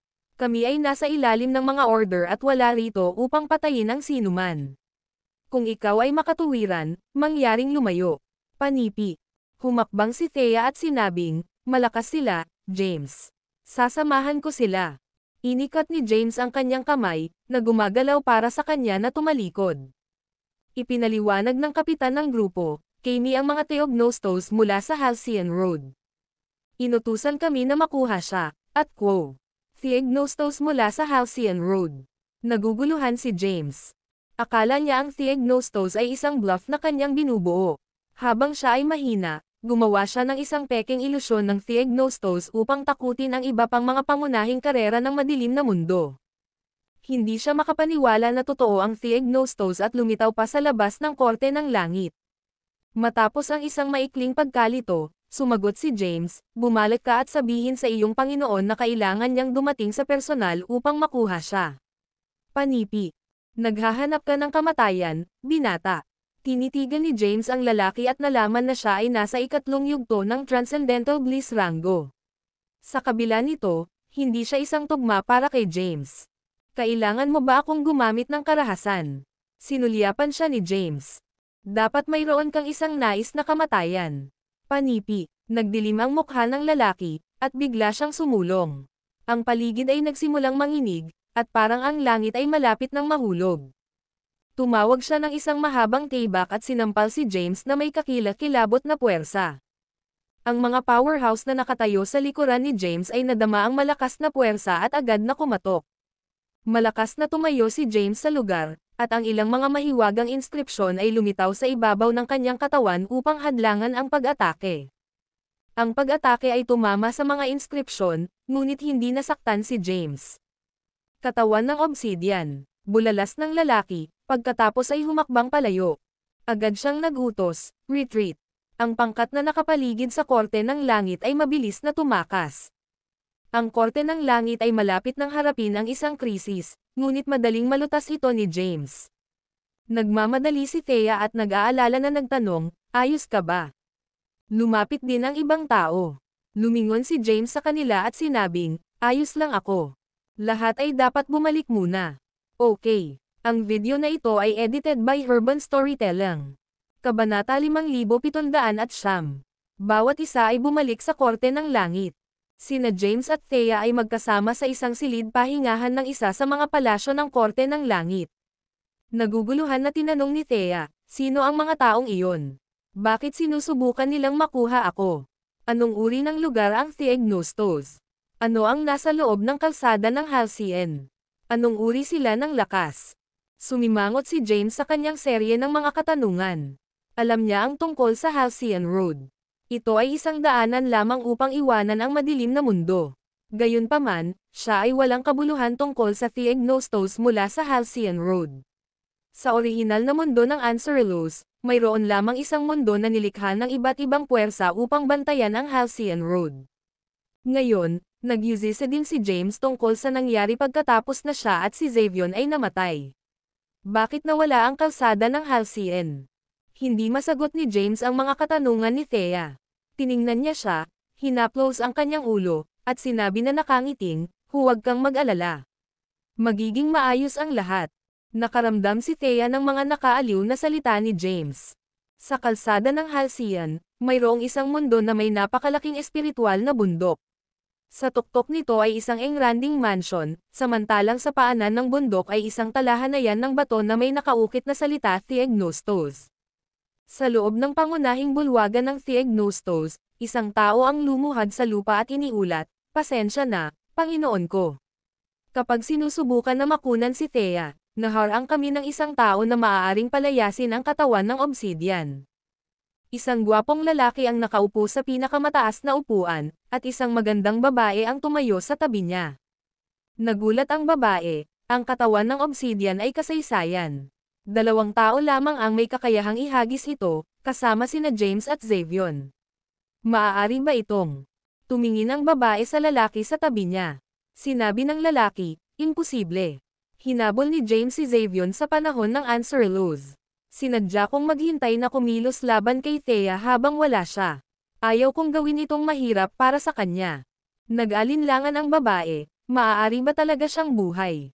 Matapos mag-isip ng ilang sandali, sinabi ng lalaki, magbisita ka sa kanila. Tinanong ng babae, kung hindi mamatay si James, bumalik ba siya mula sa panahon ng Anserelos?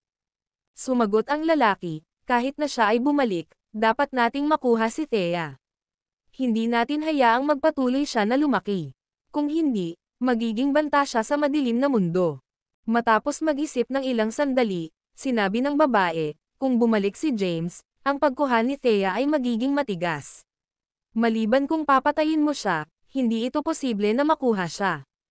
Naririnig ito, ang tao ay nahulog sa isang problema. Dahan-daang hinaplos niya ang kanyang noo, naisip ng ilang sandali, at sinabi, sa iyong kasalukuyang lakas, dapat mong matrap siya ng ilang sandali. Kunin mo muna si Thea, Pagkatapos ay ipaliwanag natin ito sa kanya mamaya.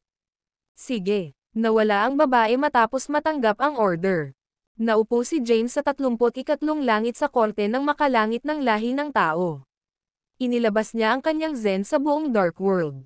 Sa ilalim ng kanyang induction, nalaman niya na ang pasukan ng Halcyon Road ay muling lumitaw sa pinakamalalim na bahagi ng madilim na mundo.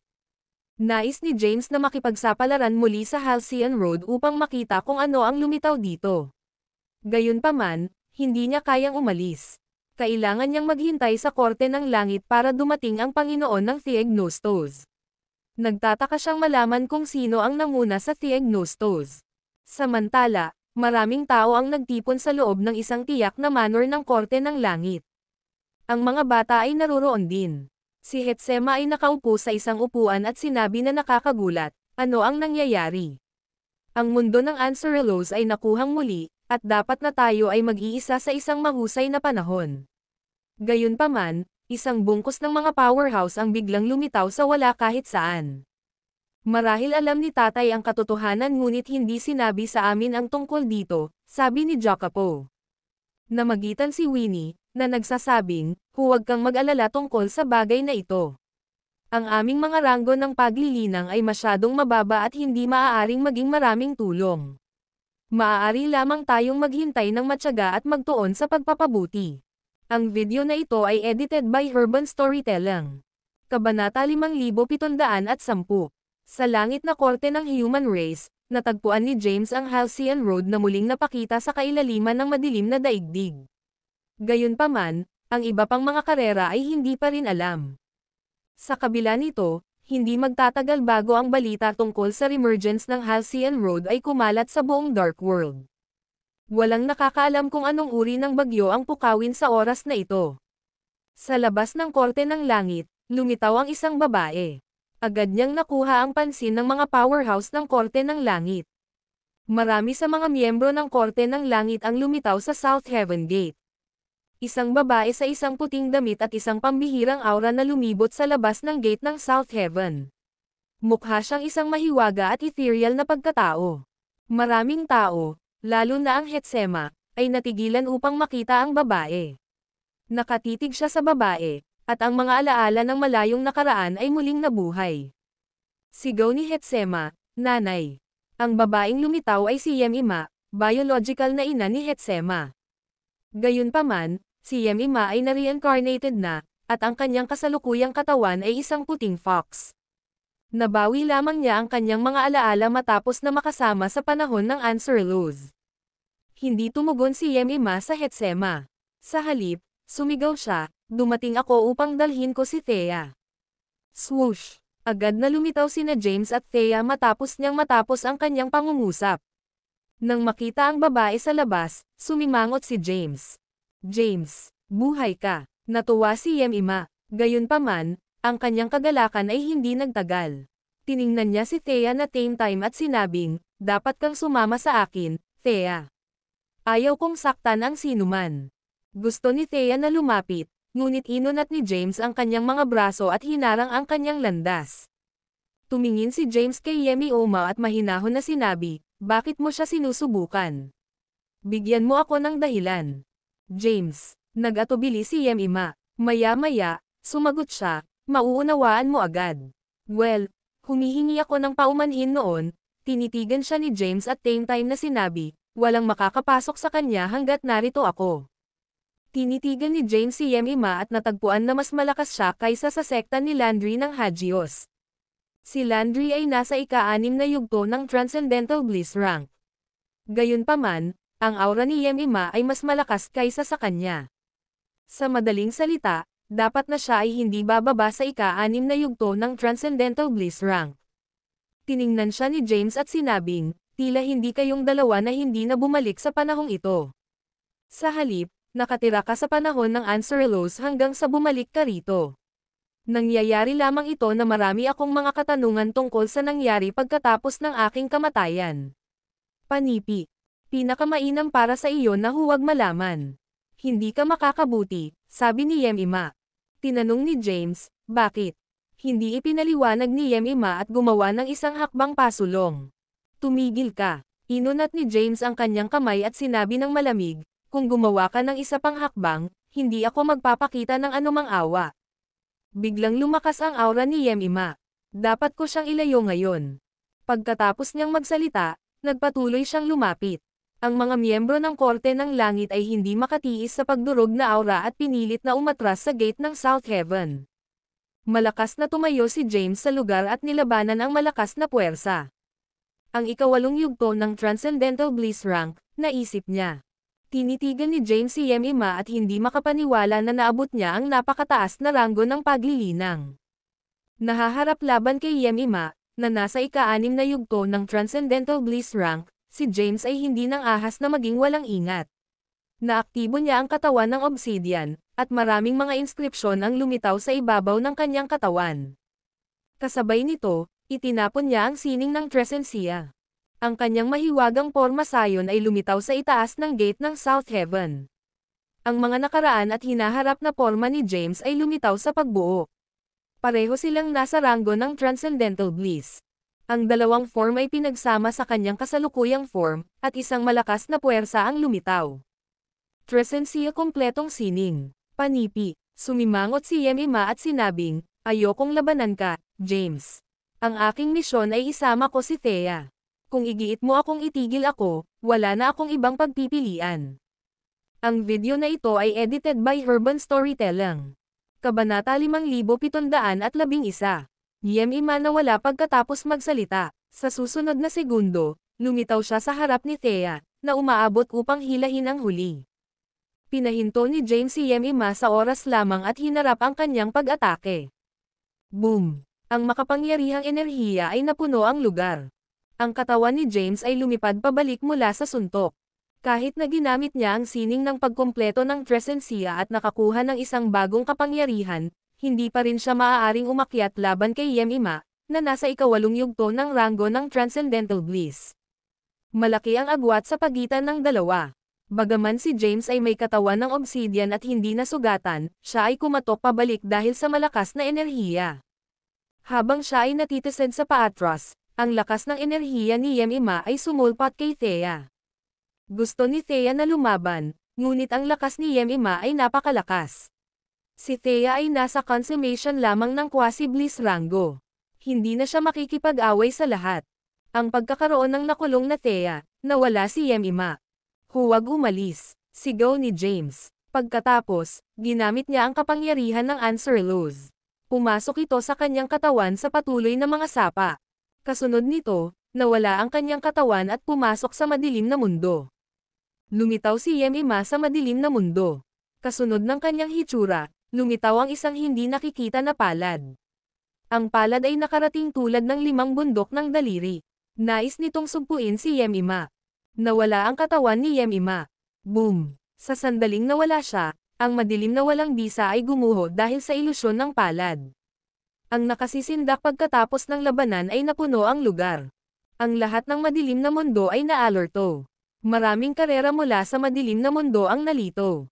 Ano ang nangyayari? Bakit nagkaroon ng isang nakakatakot na pagbabago bago ng isang labanan? Gaano kahirap? Sa isang lugar sa madilim na mundo, lumitaw si Yemima na may nakasimangot. Kahit na siya ay nasa ikawalong yugto ng ranggo ng Transcendental Bliss, si James ay pumasok din sa ranggo ng Transcendental Bliss. Sa pamamagitan ng Tressencia kompletong sining, na kung saan ay ang pagsasanib ng nakaraan, hinaharap, at kasalukuyang mga porma ni James, at ang kapangyarihan ng mga Answer Alt sa mga kamay ni James, si Yemima ay pipigilan. Lumitaw si James makalipas ang ilang sandali pagkatapos ni Yemima. Sa madilim na walang bisa, ang mga inskripsyon ay napuno ang kalangitan. Hindi mabilang na mga inskripsyon ang natipon at nabuo ng isang mundo ng inskripsyon. Agad na, si Yemima ay nakulong sa mundo ng inskripsyon. James, dapat mo bang pilitin akong lumaban sa iyo? Nang makita na hinahabol siya ni James, walang magawa si Yemima. Hayaan mo si Thea, sabi ni James. Hindi ako. Humihingi ako ng paumanhin. Pagkatapos, isang nakasisilaw na longsword ang lumitaw sa kanyang kamay. Break! Kaagad, isang nakasisindak na ilaw ng taybak na pinalabas mula sa longsword.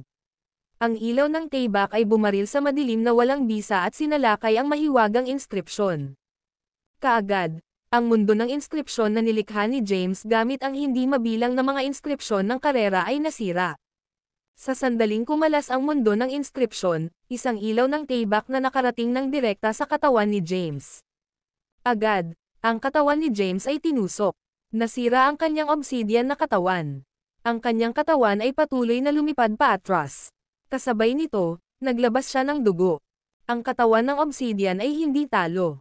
Panipi, tumunog ang boses ni Yemima sa buong lugar. Pagkatapos, nawala siya. Hindi pinapansin ang kanyang mga pinsala, sinundan ni James si Yemima. Hinabol niya si Yemima hanggang sa pasukan ng Halcyon Road. Pumasok si Yemima sa kalsada ng Halcyon at nawala mula sa paningin ni James. Nais ni James na sundin si Yemima. Sa instant na ito, isang tao ang lumitaw sa harap ni James at hinarang ang huli mula sa pagpasok. Bakit? Tumingin si James sa lalaki, na lumitaw, at hindi maiwasang umungol. Ang taong lumitaw ay si Wyatt. Nang makita na buhay pa si James, nasisiyahan si Wyatt. Gayunpaman, ngayon ay hindi oras upang maalala ang nakaraan. James, pagkatapos mong mamatay at Xavion ay namatay, maraming bagay ang nangyari. Hindi ko maipaliwanag ito sa iyo ngayon. Ipapaliwanag ko ang lahat sa iyo sa susunod. Gayunpaman, ayaw ni James na makausap siya. Hindi mabilang na mga inscription ang lumitaw. Ang mga inscription na ito ay nagtipon at nabuo ng isang malaking tibak. Ang malaking tibak ay bumagsak sa Wyatt. Lalaban ko ang sino mang kukuha ng Thea. Galit, ang dagandong ni James ay tumunog sa buong lugar. Kasunod ng kanyang dagandong, ang malaking tibak na nabuo ng hindi mabilang na mga inskripsyon na nakarating sa ulo ni Wyatt. Sa sandaling ito, isang mahiwagang kapangyarihan ang lumitaw mula sa katawan ni Wyatt. Linder ang traksayo ng kapangyarihang ito, ang malaking tibak na nabuo ng mga inskripsyon ay nawala sa isang bilis na nakikita ng hubad na mata. Ang pinakamalakas na tibak ni James ay natunaw ng Wyatt ng madali. Nang walang sinabi pa, nawala si Wyatt sa paningin ni James. Nais ni James na sundin si Wyatt, ngunit natanto niya ang pagpasok ng Halcyon Road ay nawala. Ang video na ito ay edited by Urban Storytelling. Kabanata 5712. Wyatt ay lumitaw at natunaw ang pinakamalakas na tibak ni James na walang pawis. Pagkatapos, nawala siya. Kasunod nito, nawala din ang pasukan ng Halcyon Road. Kahit na pumasok si James sa ranggo ng Transcendental Bliss, hindi niya maiintindihan kung nasaan ang pasukan ng Halcyon Road. Nakatayo sa madilim na espasyo, pinapalakpakan niya ang kanyang mga kamao habang ang mga ugat ay sumulpot sa kanyang mukha at matinding galit na lumayo mula sa kanyang katawan. Nakakatakot ang kanyang galit. Ang madilim na puwang sa paligid niya ay patuloy na nawasak. Ito ay gumuho. Hindi niya alam kung bakit biglang nawala ang kalsada ng Halcyon. Tumulo ang kanyang zen at nagpatuloy sa pakiramdam ng madilim na espasyo. Sa kasamaang palad, hindi niya maiintindihan ang pagkakaroon ng kalsada ng Halcyon. Umalis siya, nalulungkot. Sa korte ng makalangit ng lahi ng tao, maraming mga miyembro ng lahi ng tao ang natipon. Lahat sila ay naghihintay na sabik. Di nagtagal, bumalik si James. Nakakakita ng malungkot na ekspresyon ni James, maaaring hulaan ng lahat ang kinalabasan. Hindi pinamamahalaang ni James na makakuha ng Thea. Ang Cairo, Ziraya, Quattro, at iba pang mga nabubuhay na nilalang ay sumugod. Dumating sila matapos marinig ang kaguluhan. Ano ang mali? Nang makita si James na walang pag-asa, hindi maiwasang tanungin ni Ziraya, ano ang nangyari? Naruroon din si Talvolay. Ang pagbabago-bago mula sa madilim na mundo ay masyadong malakas. Siya ay dumating upang mag-imbestiga kung ano ang nangyayari.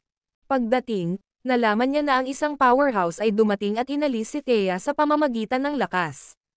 Alam din niya na ang taong kumuha kay Thea ay si Yemima, na nagngangalit laban kay James. James, mangyaring magsalita. Medyo nababahala si Talvolay. Tinanong niya, ano ang nangyari sa mundo? Sinulyapan ni James ang mga nabubuhay na nilalang sa pangunahing bulwagan at sa mga sumugod. Sinabi niya, wala ito. Makikipag-usap ako sa kanila. Hindi ka kailangang mag-alala. Gawin mo lang ang kailangan mong gawin. Matapos si James, ginamit niya ang kanyang zen upang madama ang kasalukuyang estado ng Answer Luz. Nang madama ang isang aura, Nawala siya mula sa korte ng makalangit ng lahi ng tao. Isang pangkat ng mga nalilito na tao ang naiwan. Isang sinaunang pagkawasak sa Anserelos, na siyang lugar ng ninuno ng lahi ng Doom at ang lugar ng kapanganakan ng tagapagtatag ng Doom Race, ay muling lumitaw. Naramdaman ito ni Zizel. Kasunod ng kanyang pandama, dumating siya sa lugar ng ninuno ng lahi ng Doom. Nagpakita rin si James sa lugar ng ninuno ng Doom Race. Sa site ng mga ninuno, isang ginang sa isang puting damit ang nakaupo sa lupa na tumawid ang kanyang mga binti. Ang mga primitive na inskripsyon ng lahi ng Doom ay nakapaligid sa kanyang katawan. Ang kanyang aura ay patuloy na lumalakas, mula sa banal na ranggo ng Celestial hanggang sa ranggo ng Quasi-Bliss hanggang sa ranggo ng Transcendental Bliss. Ang kanyang aura ay patuloy na nagpapabuti. Sa wakas, ang kanyang aura ay nagpapatatag sa ikawalong yugto ng ranggo ng Transcendental Bliss. Nang lumitaw sa lugar na ito, naramdaman ni James ang aura ni Zizel at natanto ang kanyang ranggo ng paglilinang ay mabilis na tumataas. Hindi niya siya ginulo at tumayo sa labas ng lugar ng ninuno ng lahi ng Doom. Kapag ang ranggo ng paglilinang ni Zizel ay nagpapatatag sa ikawalong yugto ng ranggo ng Transcendental Bliss, nagpakita si James.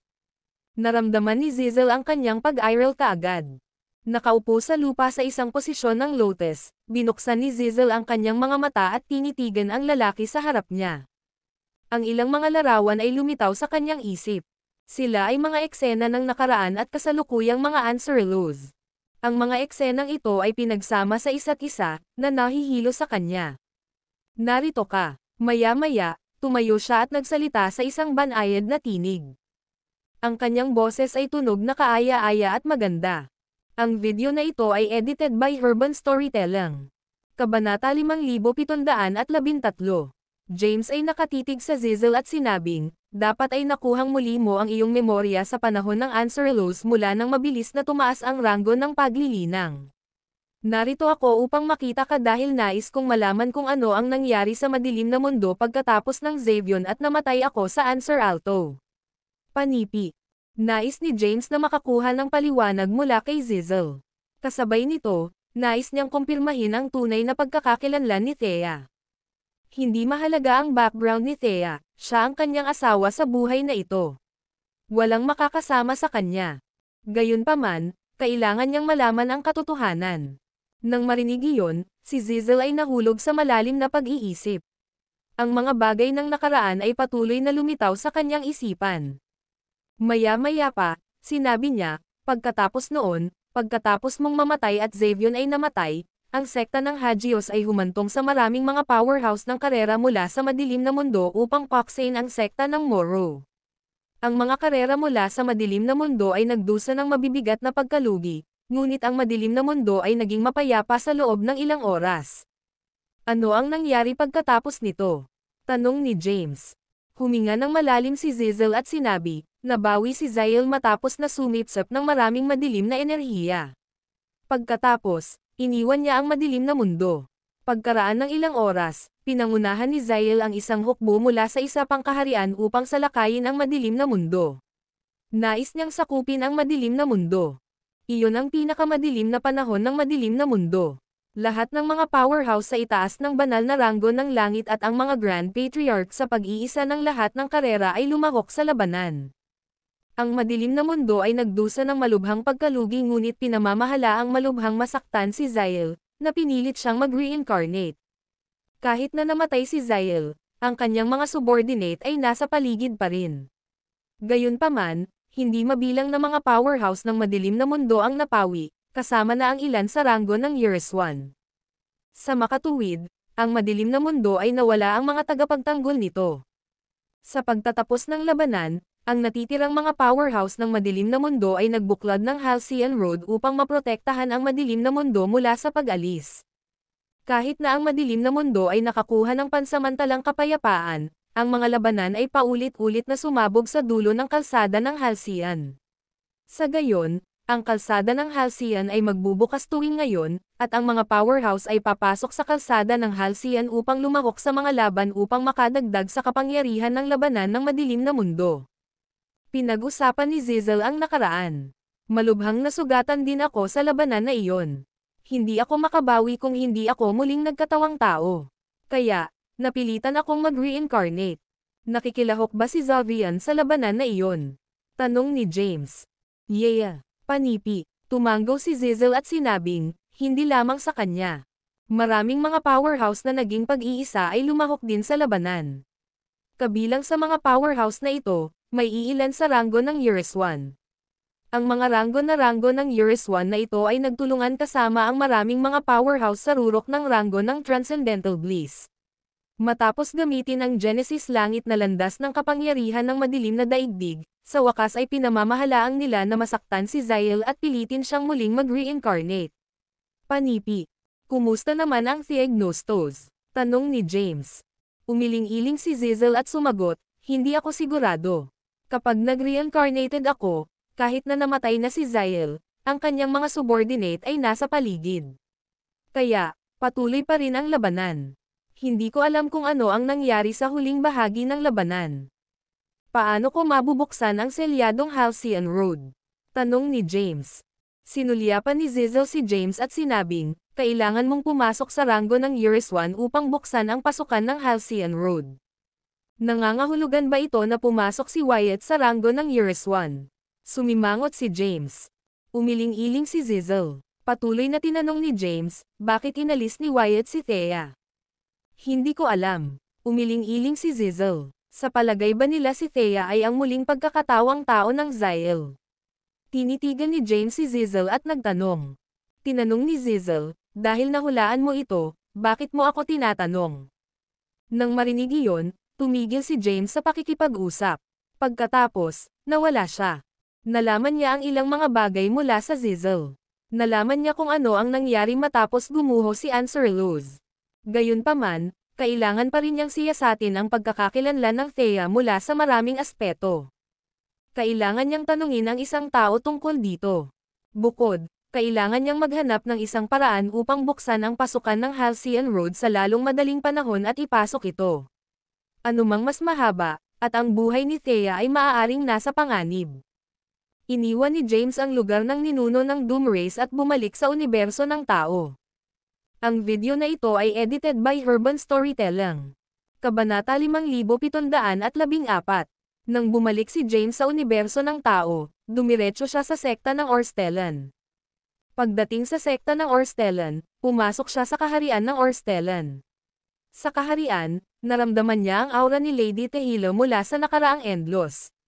Matapos madama ang kaunting aura na naiwan sa lugar, sinimulan niyang gamitin ang pagbuo ng extrapolation upang malaman ang lokasyon ni Lady Tehila. Bago siya, isang mahiwagang pormasayon ang mabilis na umiikot. Tumanggap si James ng ilang piraso ng impormasyon. Maraming mga larawan ang lumitaw sa kanyang isipan. Sila ay isang eksena sa pinakamalalim na bahagi ng madilim na mundo. Nawala ang katawan ni James at pumasok sa madilim na mundo. Sumugod siya patungo sa lugar na siya ay extrapolated. Patuloy niyang ginagamit ang Blight Omniscience upang malampasan ang walang bisa. Di nagtagal, nakarating siya sa pinakamalalim na bahagi ng madilim na mundo. Ito ay isang hindi kilalang lugar. Walang mga karera ng karera ang nasa lugar na ito. Ang lugar ay natatakpan sa kadiliman. Kahit na si James ngayon ay isang powerhouse sa ranggo ng Transcendental Bliss, ang kanyang Zen ay maabot lamang ang isang maikling distansya. Sa malawak na madilim na mundo, mayroong isang enerhiya na gumawa ng isang takot. Nagmarcha si James sa malawak na madilim na mundo. Ilang sandali ay tila lumipas, ngunit sa parehong oras, tila matagal na. Halos mawala siya sa madilim na mundo. Sa sandaling ito, bigla siyang huminahon. Naalala niya ang kanyang layunin na dumating sa pinakamalalim na bahagi ng madilim na mundo. Narito siya upang maghanap ng isang tao. Inscan niya ang kanyang nakapaligid na lugar. Pinalibutan siya ng black mist. Ang itim na ambon ay naglalaman ng malakas na madilim na energies. Gayunpaman, naramdaman ni James na hindi kumpleto ang madilim na energies. May tila nawawala. Nasaan siya? Sumimangot si James. Itinatag niya muli ang pagbuo ng extrapolation upang malaman ang lokasyon ni Lady Tehila. Pagkatapos, nagpatuloy siyang sumulong. Unti-unti, nakarating siya sa pinakamalalim na bahagi ng madilim na mundo. Ito ay isang lugar kung saan ang ilang mga nabubuhay na nilalang ay pumasok. Dapat siya ay nasa paligid dito. Inscan ni James ang nakapalibot na lugar. Gamit ang kanyang Zen, napagtanto niya na mayroong ilang mga sigils ng inskripsyon sa madilim na mundo. Gayunpaman, ang mga inskripsyon ay hindi kumpleto. Hindi ma-extrapolate ni James ang isang kompletong sigil mula sa mga fragment. Bukod sa, ang ganitong uri ng inskripsyon na Sai ay napaka-misteryoso. Pinagkadalubhasaan niya ang mga primitive na inskripsyon ng lahat ng karera mula sa madilim na daigdig, ngunit hindi pa niya nakita ang mga nasabing inskripsyon. Siya fumbled pasulong sa madilim na mundo. Noon lang, isang madilim na palasyo ang lumitaw sa kanyang paningin. Narito ito. Natuwa si James. Naglakad siya papunta sa Black Palace ng mabilis, dumating sa pasukan ng Black Palace. Nakatitig sa Black Palace sa harap niya, napagtanto niya na hindi ito matatag. Ito ay nabuo ng isang uri ng enerhiya at ang mga patakaran ng langit at lupa. Hindi nag-abala si James tungkol dito. Sa ilalim ng kanyang extrapolation, maaari niyang sabihin kay Lady Tehila ng nakaraang eroplano ng Endlos ay nasa palasyo na ito. Kailangan niyang hanapin si Lady Tehila at magtanong sa kanya ng ilang mga katanungan. Hindi niya alam kung ano ang hitsura ni Lady Tehila. Bumalik noon, si Lady Tehila ay naiwan lamang sa isang bakas ng Zen sa kaharian ng Orstellan. Ang Zen ay hindi sinasadya. Hindi niya makita ang hitsura ni Lady Tehila. Dumating si James sa pasukan at binuksan ito ng basta-basta. Walang mga paghihigpit sa pasukan. Madali niya itong buksan. Naglalakad pasulong, pumasok siya sa palasyo. Matapos pumasok sa palasyo, makakakita lamang siya ng isang bola ng itim na ambon. Ang bola ng itim na ambon ay kakaiba. Hindi makita ni James Zin. Hindi niya maramdaman kung ano ang nasa itim na ambon. Nang walang pag-aatubili, nagpatuloy siyang lumakad pasulong. Ang video na ito ay edited by Urban Storytelling. Kabanata 5715. James ay hindi makita ang kanyang mga kamay sa itim na ambon. Umasa siya sa kanyang pandaman na lumakad pasulong. Dahan-dahan, nawala ang itim na ambon sa kanyang paningin. Bagaman nawala ito, nasa kadiliman pa rin si James. Ito ay lamang na ang kadiliman at ilaw ay walang pagkakaiba sa kanya sa kanyang kasalukuyang ranggo ng paglilinang. Inscan ni James ang kanyang paligid. Nakita niya ang pangunahing bulwagan ng palasyo. Sa gitna ng pangunahing bulwagan, isang ginang ang nakaupo sa lupa na tumawid ang kanyang mga binti. Nakatitig siya sa pasukan ng pangunahing bulwagan. Lumakad si James sa ginang. Ang kanyang mga yapak ay malakas na tunog sa tahimik na palasyo. Bigla-bigla, nagising ang ginang na nakaupo sa lupa. Tumayo siya at lumingon upang tumingin sa taong naglalakad papunta sa kanya. Hindi niya maiwasang maabak. Nagulat din si James. Guro, makalipas ang ilang sandali, isang magandang tinig ang tumunog sa tahimik na pangunahing bulwagan. Hershey, bakit ka? Nabawi si James mula sa pagkabigla. Ang ginang sa harap niya ay ang alagad na na-recruit niya sa Answer Alto. Si James ay gumawa ng ilang mga hakbang pasulong at lumitaw sa harap niya. Why you are Lady Tehila? Tanong ni James. Tumanggaw si Hershey. Tinanong ni James, bumalik noon, pagkatapos mamatay kami ni Xavion, ano ang nangyari? Sinabi ni Hershey kay James ang tungkol sa maraming bagay matapos mamatay sina Xavion at James. Ang kanyang kwento ay katulad ng Zizzles. Matapos kang mamatay, inilibing ko ang Suprema's Sword at nagpayaman sa pag-iisa. Naintindihan ko ang mga primitive na inskripsyon ng lahi ng tao. Ang aking paglilinang ay napabuti din ng maraming. Nagpasok ako sa ranggo ng Euriswan. Hindi nagtagal matapos kong pumasok sa ranggo ng Euriswan, sinalakay ni Zael ang madilim na mundo na may isang hukbo ng ibang mundo. Ang isang matinding labanan sa pagitan ng madilim na daigdig at isa pang mundo ay hindi pinapansin. Maraming mga powerhouse ng madilim na mundo ang nagtulungan at ginamit ang Genesis ng madilim na mundo pati na rin ang kapangyarihan ng madilim na makalangit na landas upang malubhang masaktan si Zael. Si Zael ay pinilit na muling mag-reincarnate. Ang ilang mga powerhouse na nagtulungan upang masaktan si Zael ay namatay, ang ilan ay nasugatan, at ang ilan ay muling nagkatawang tao. Napilitan din akong mag-reincarnate. Panipi. Iniwan mo ang isang Zen sa lupain ng Orstellan na humihiling sa akin na magkaroon ng kamalayan kay Thea. Ano ang ibig mong sabihin doon? Tinanong ni James ang tanong na nasa isip niya. Nang marinig iyon, sumimangot si Hershey. Kahit na ako ay muling nagkatawang tao, Pinagkadalubhasaan ko ang mga inskripsyon ng lahi ng tao sa aking nakaraang buhay. Kaya, nakakaramdam ako ng ilang mga bagay ng maaga. Nadama kong mapanganib si Thea, kaya nag-iwan ako ng isang mensahe na nagsasabi sa iyo na magkaroon ng kamalayan sa kanya. Tulad ng mga detalye, iniimbestigahan ko pa rin. Alam ni Hershia kung aling panahon si James. Sa kanyang nakaraang buhay, alam niya ang lahat tungkol kay James. Matapos siyang mag-reincarnated, kahit na wala siyang memorya ng kanyang nakaraang buhay, maaari niyang mahulaan at makaramdam ng ilang mga bagay. Para saan ka dito? Tanong ni James. Sumagot si Hershia, pumasok ako sa madilim na mundo pagkatapos umalis sa Endlos. Nabawi ko ang memorya at lakas ng aking nakaraang buhay sa pinakamalalim na bahagi ng madilim na mundo. Ito ang pinakamahiwagang lugar sa madilim na mundo. Si Zael ay muling nagkatawang tao sa madilim na mundo. Hinanap ko ang buong Dark World ngunit hindi ko siya mahahanap.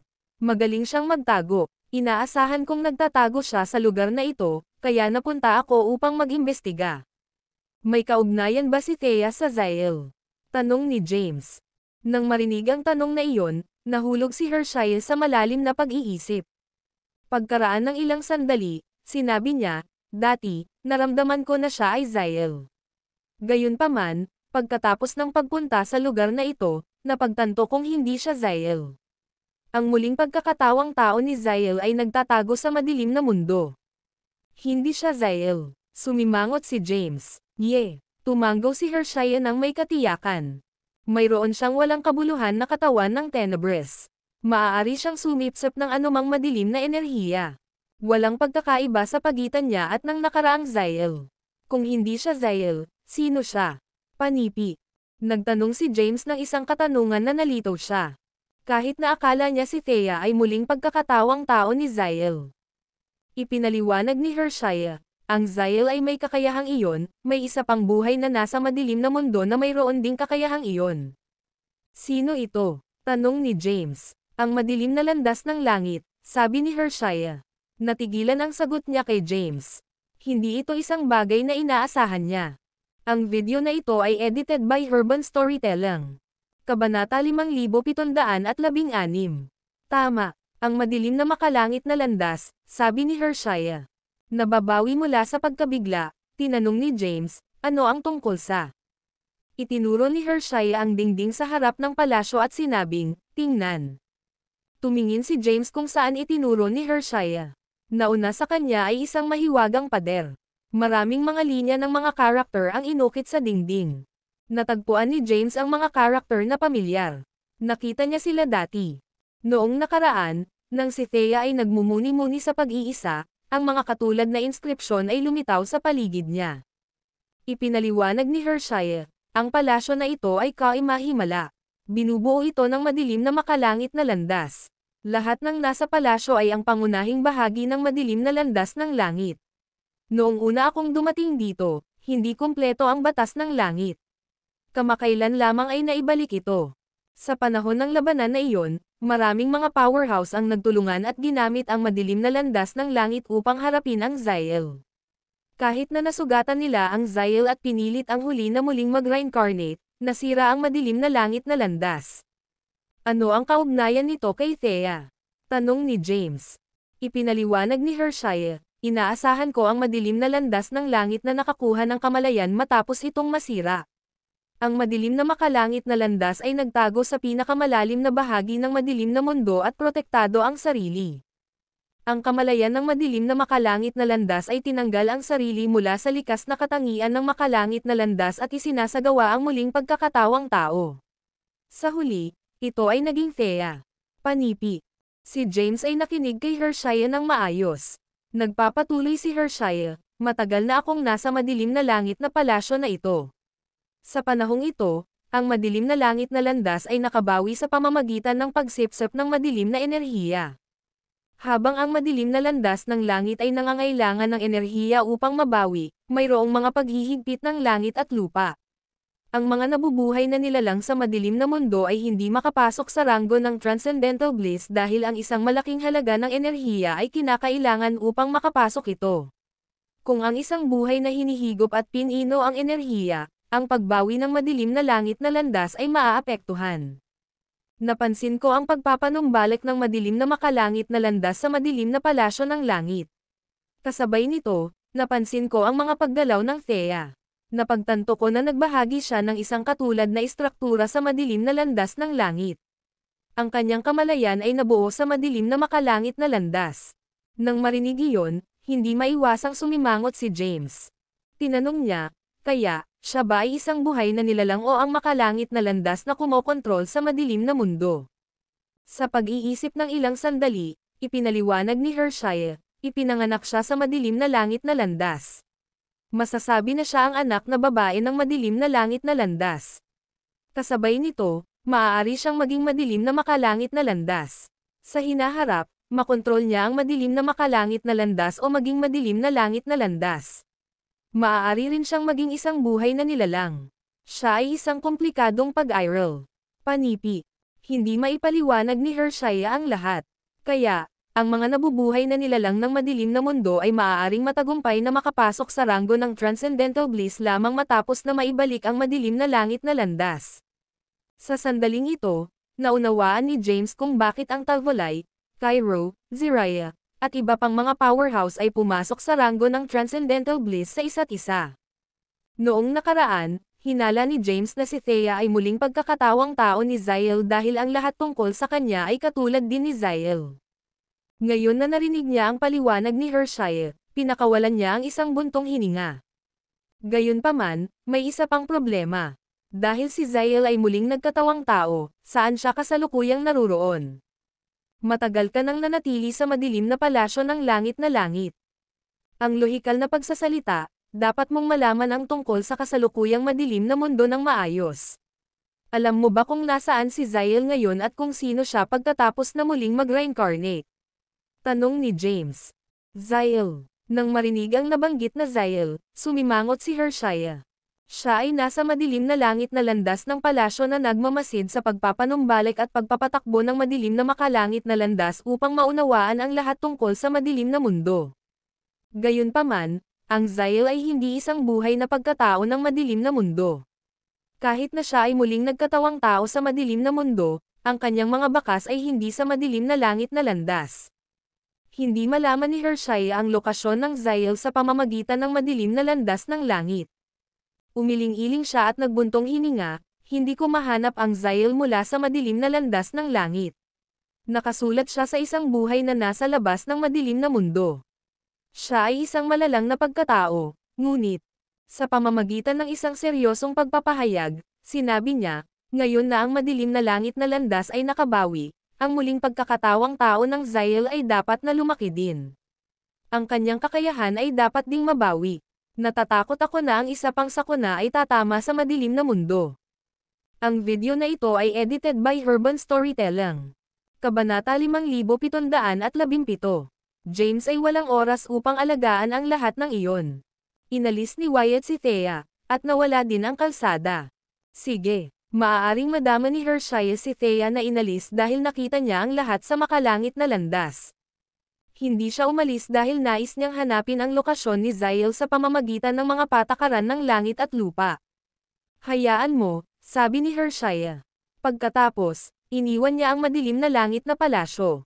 Kapag naglalakad sila palabas ng palasyo, nawala ito mula sa pinakamalalim na bahagi ng madilim na mundo.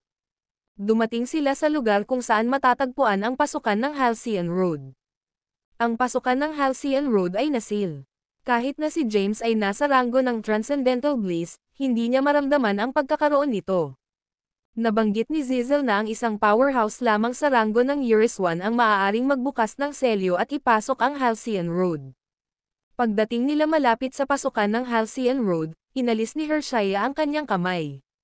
Ang isang enerhiya na maaaring sugpuin ang ranggo ng Transcendental Bliss ay lumitaw sa kanyang palad. Ito ay ang enerhiya ng ranggo ng Eurus 1, at ang Halcyon Road, na nawala, muling binuksan. Nang makita ang pagpasok ng Halcyon Road ay lumitaw, nasisiyahan si James. Pumasok siya sa kalsada ng Halcyon at mabilis na sumugod sa dulo nito. May isa pang mundo sa pagtatapos ng Halcyon Road. Ang mundo ay nilikha ng mga nabubuhay na nilalang. Ang mga ninuno ng lahat ng karera mula sa madilim na mundo ay nagtulungan upang lumikha nito. Ginamit ito upang pigilan ang mga nabubuhay na nilalang na hindi kabilang sa madilim na mundo at hukbo ni Zyle. Sa pangunahing bulwagan ng Theagnostos, lumitaw ang isang hola. Ang hola ay gawa sa mga espesyal na materyales. Si Thea ay nakulong sa hola. Ang kanyang kapangyarihan ng paglilinang ay nasil. Hindi siya maaaring gumamit ng anumang kapangyarihan. Sa pangunahing bulwagan, maraming mga powerhouse ang natipon. Nakaupo si Wyatt sa pangunahing upuan. Siya ang tagalikha at Panginoon ng Theagnostos. Sa huling labanan, nakapasok na siya sa ranggo ng Transcendental Bliss. Matapos ang pagkamatay at muling pagkakatawang tao ni Zyle, nagpatuloy pa rin ang labanan. Samantala, lumakas si Wyatt at naging pinakamalakas na powerhouse sa Halcyon Road. Pinangasiwaan niya ang Halcyon Road at nakipaglaban-laban sa mga subordinate ng Zyle. Napanood namin si Thea mula nang siya ay muling lumitaw at alam na siya ang muling pagkakatawang tao ng Zyle. Gayunpaman, mayroon siyang komplikadong relasyon kay James, kaya't hindi kami nang ahas na kumilos ng walang ingat. Sa halip, hinintay namin si James na habulin ang Xavion sa panahon ng Anceralos at sinundan lamang si Thea pagkatapos ng pagbagsak ng panahon ng Anceralales. Sabi ni Wyatt sa pangunahing upuan. Ang kanyang malakas na tinig ay tumunog sa buong pangunahing bulwagan. Gayunpaman, maayos si James. Nakaligtas siya. Inalis namin si Thea ng malakas sa oras na ito dahil naibalik ang madilim na langit na landas, na nangangahulugan din na ang muling pagkakatawang tao ng Zyle ay mababawi din sa lalong madaling panahon. Wala kaming pagpipilian kundi dalhin si Thea dito dahil siya ang muling pagkakatawang tao ng Zyle. Ngayon, papatayin natin si Thea sa harap ng mga buhay na nilalang ng lahat ng karera. Panipi. Sa pangunahing bulwagan, naramdaman ni Thea na walang magawa sa hola. Sinabi sa kanya ni James tungkol sa pagpunta sa Anceralos. Alam niya ang tungkol dito at ang pagkakaroon ng Zyle. Gayunpaman, paano siya nauugnay sa Zyle? Naguguluhan siya. Gayunpaman, ang kanyang paglilinang ay nasil. Hindi rin siya makapagsalita. Hindi niya may pagtanggol ang sarili. Ang video na ito ay edited by Urban Storytelling. Kabanata 5718. Wyatt ay isang powerhouse sa ranggo ng Eurus 1. Siya rin ang kasalukuyang tagapag-alaga ng mundo sa pagtatapos ng kalsada ng Halcyon. Para sa kaligtasan ng madilim na mundo, kailangan niyang dalhin si Thea sa Theagnostos, hindi pinapansin ang pagsalungat ni James. Patayin mo siya. Dapat siyang patayin. Noong nakaraan, hinayaan namin siyang mabuhay para sa kapakanan ni James. Ngayon na ang madilim na landas ng langit ay naibalik, ang muling pagkakatawang tao ng Zyle ay mababawi sa lalong madaling panahon. Kung hindi natin siya papatayin ngayon, hindi na tayo magkakaroon ng pagkakataon na gawin ito. Sa pangunahing bulwagan, maraming mga powerhouse ang nagsalita. Ang mga powerhouse na ito ay nagbabantay sa dulo ng kalsada ng Halcyon. Nakipaglaban sila laban sa mga subordinate ng Halcyon Road. Upang maprotektahan ang madilim na mundo, nagbabayad sila ng isang mabibigat na presyo. Ngayon, sa sandaling pinatay nila si Thea, matapos ang lahat. Maaari nilang harapin ang mga subordinate ng Zyle sa labas ng lugar ng madali. Thea Callahan. Hindi. Dapat kitang tawagan ang Thea Mabins. Ano pa ang sasabihin mo? Sa pangunahing upuan, nagsalita si Wyatt. Inikat niya ang kanyang kamay at hinawakan ang isang bahagi ng selyo sa katawan ni Thea. Pagkatapos, nakapagsalita si Thea. Wyatt, mayroon bang hindi pagkakaunawaan? Nagmamadali, sinabi ni Thea, ang muling pagkakatawang tao ng Zyle. Ano ang lahat? Ano ang gagawin ko sa Zyle? Ang pag-iwas sa bawat salita, sinabi ni Wyatt, pinapanood ka namin mula nang ikaw ay ipinanganak. Nakita namin ang lahat ng iyong nagawa. Ako, gusto ni Thea na ipaliwanag, ngunit hindi niya alam kung ano ang sasabihin. Kung iginiit mo sa akin ang pagiging Zyle, patayin mo ako.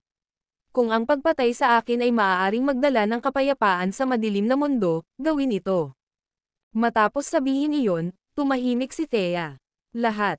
Sa pangunahing bulwagan, sinabi ni Wyatt, kahit na ang kanyang paglilinang ay hindi nakuhang muli, siya ang muling pagkakatawang tao ng Zyle. Nang mamatay si Zyle at pumasok sa madilim na mundo, siya ay isa sa madilim na mundo. Kahit na isang powerhouse sa ranggo ng Eurus 1 ay maaaring hindi siya patayin. Hayaan siyang mamatay siya ng magkasama. Sige, patayin natin ang Zael at magdala ng kapayapaan sa madilim na mundo. Sa pangunahing bulwagan, maraming tinig ang tunog. Pagkatapos, ang lahat ng mga powerhouse sa pangunahing bulwagan ay nag-aktibo ng kanilang mga kapangyarihan. Ang kanilang mga ores ay umabot sa matinding. Upang patayin si Zael, kailangan nating gamitin ang madilim na langit na landas. Alamin ang madilim na makalangit na landas ng magkasama. Hahayaan namin ang madilim na langit na pagdurusa na hampasin at patayin si Zael. Panipi. Habang nagsalita si Wyatt, naabot ng kanyang aura ang matinding. Sa pamamagitan ng isang ranggo ng Eurus 1 sa tingga, hindi mabilang na mga powerhouse ang sumali.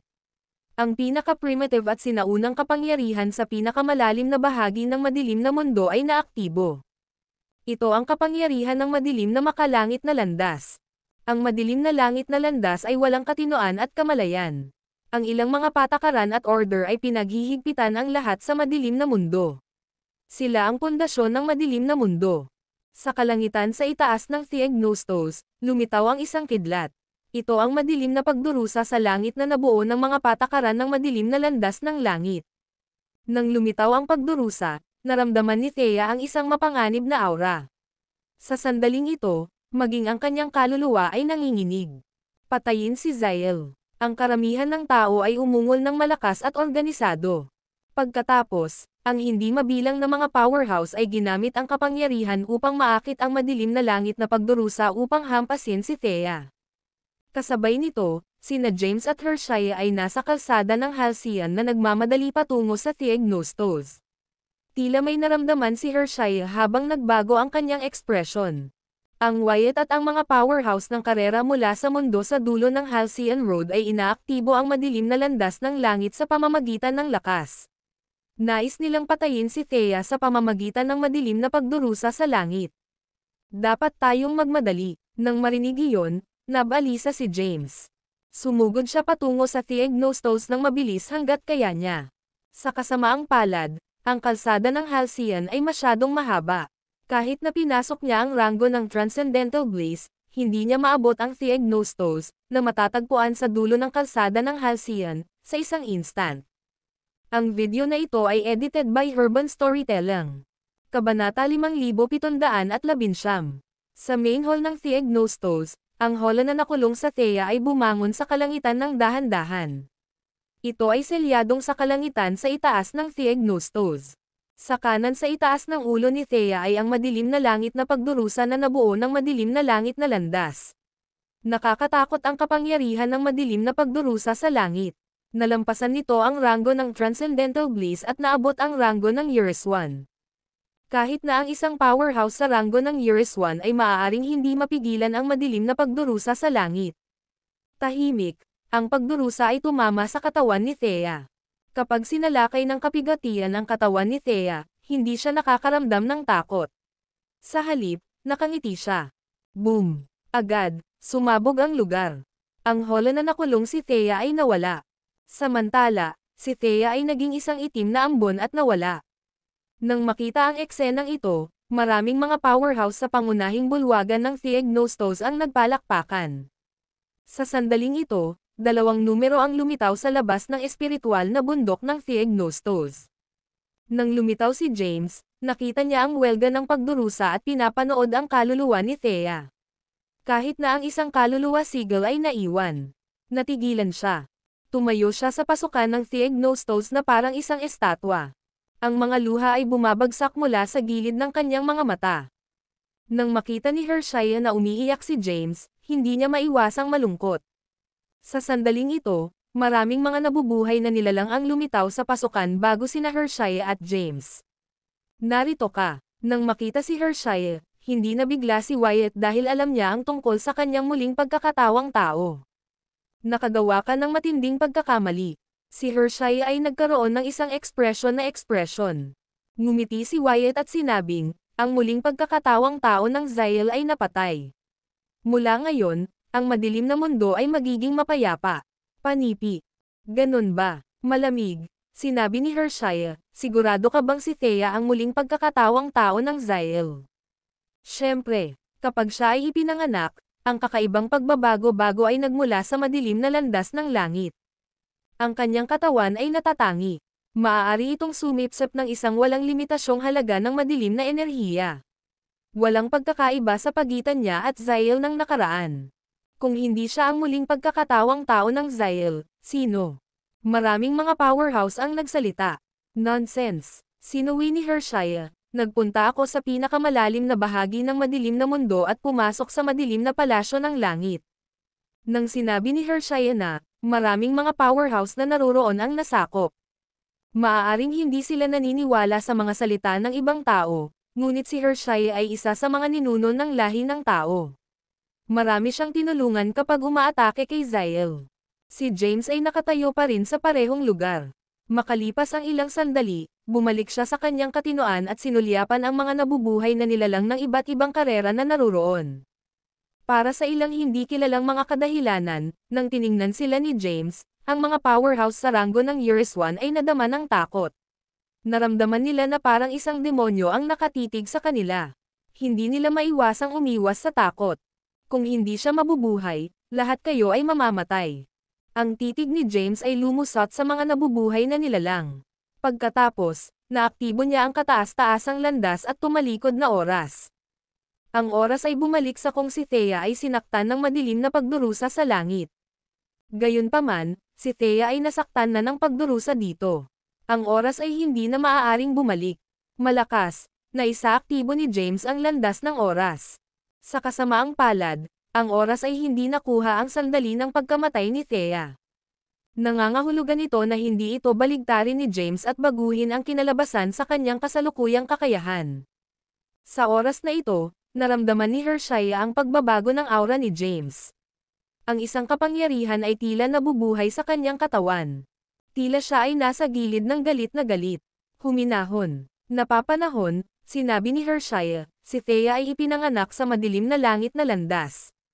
Siya ang madilim na makalangit na landas. Hanggat ang madilim na mundo ay hindi mapupuksa, hindi siya mawawala.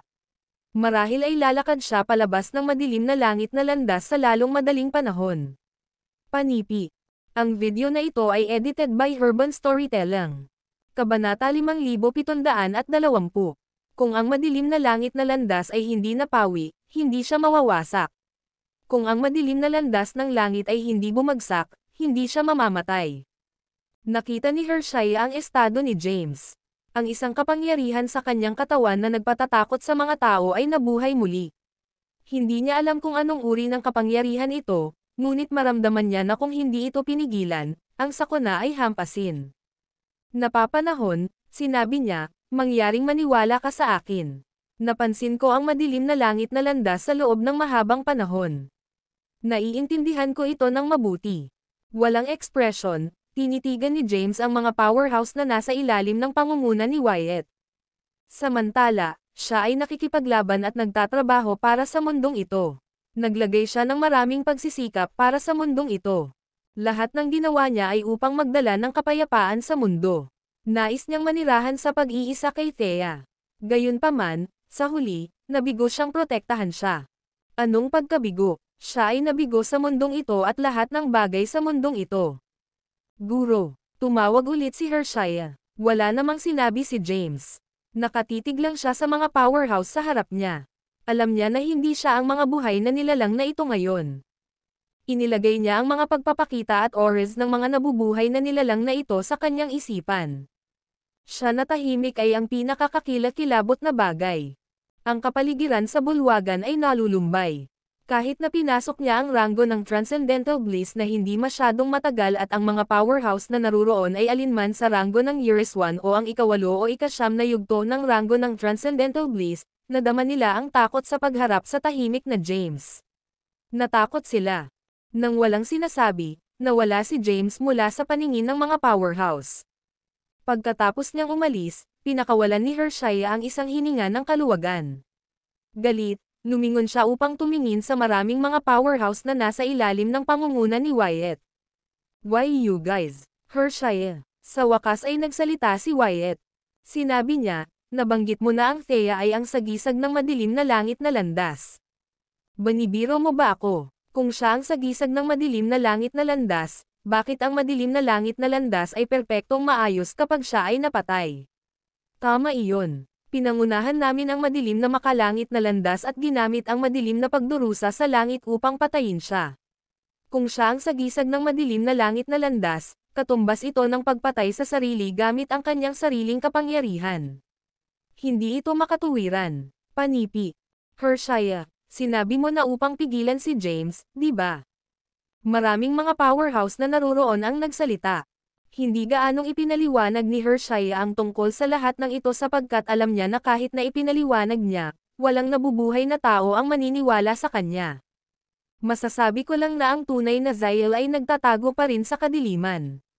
Ngayon na ang Thea ay namatay at hindi mabubuhay, ang tanging magagawa natin ngayon ay upang mahanap ang muling pagkakatawang tao ng Zyle, sabi ni Hershaya. Hindi pumayag. Sinabi ni Wyatt, ang muling pagkakatawang tao ng Zyle ay patay na. Ngayon na ang oras upang harapin ang mga subordinate ng Zyle sa labas ng Pormasayon. Mag-issue ng isang order. Ipunan ang mga miyembro at paksane ang mga subordinate ng Zyle. Magdadala tayo ng kapayapaan sa madilim na mundo. Iniwan ni James ang Halcyon Road. Siya ay nasaran ng loob. Gayunpaman, sinabi ni Hershaya na kung ang madilim na langit na landas ay hindi napatay, hindi mawawasak si Thea.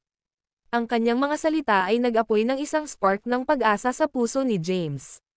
Nagpunta siya sa pinakamalalim na bahagi ng madilim na mundo. Dumating siya sa lugar ng madilim na palasyo ng langit. Nang siya ay muling lumitaw sa lugar, nawala na ang madilim na langit na landas. Noong nakaraan, ang madilim na langit na palasyo ay narito. Nasa pinakamalalim na bahagi siya ng madilim na mundo. Hindi siya umalis. Sa halip, nanatili siya sa lugar na iyon. Lumikha siya ng isang maliit na puwang at nanirahan sa isang espiritual na bundok sa pinakamalalim na bahagi ng madilim na mundo. Ang pinakamalalim na bahagi ng madilim na mundo ay una nang napuno ng kadiliman at wala. Ngayon, mayroong isang espiritual na bundok. May isang Pormasayon sa labas nito. Ang Pormasayon ay sumabog sa lugar.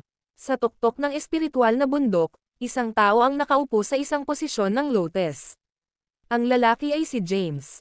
Nagmamadali si James dahil wala siyang magawa sa mga powerhouse sa dulo ng Halcyon Road ngayon. Kasabay nito, ang isang bakas ng kapangyarihan sa kanyang katawan ay nagising. Ang kapangyarihan ay nagmula sa nakaraan.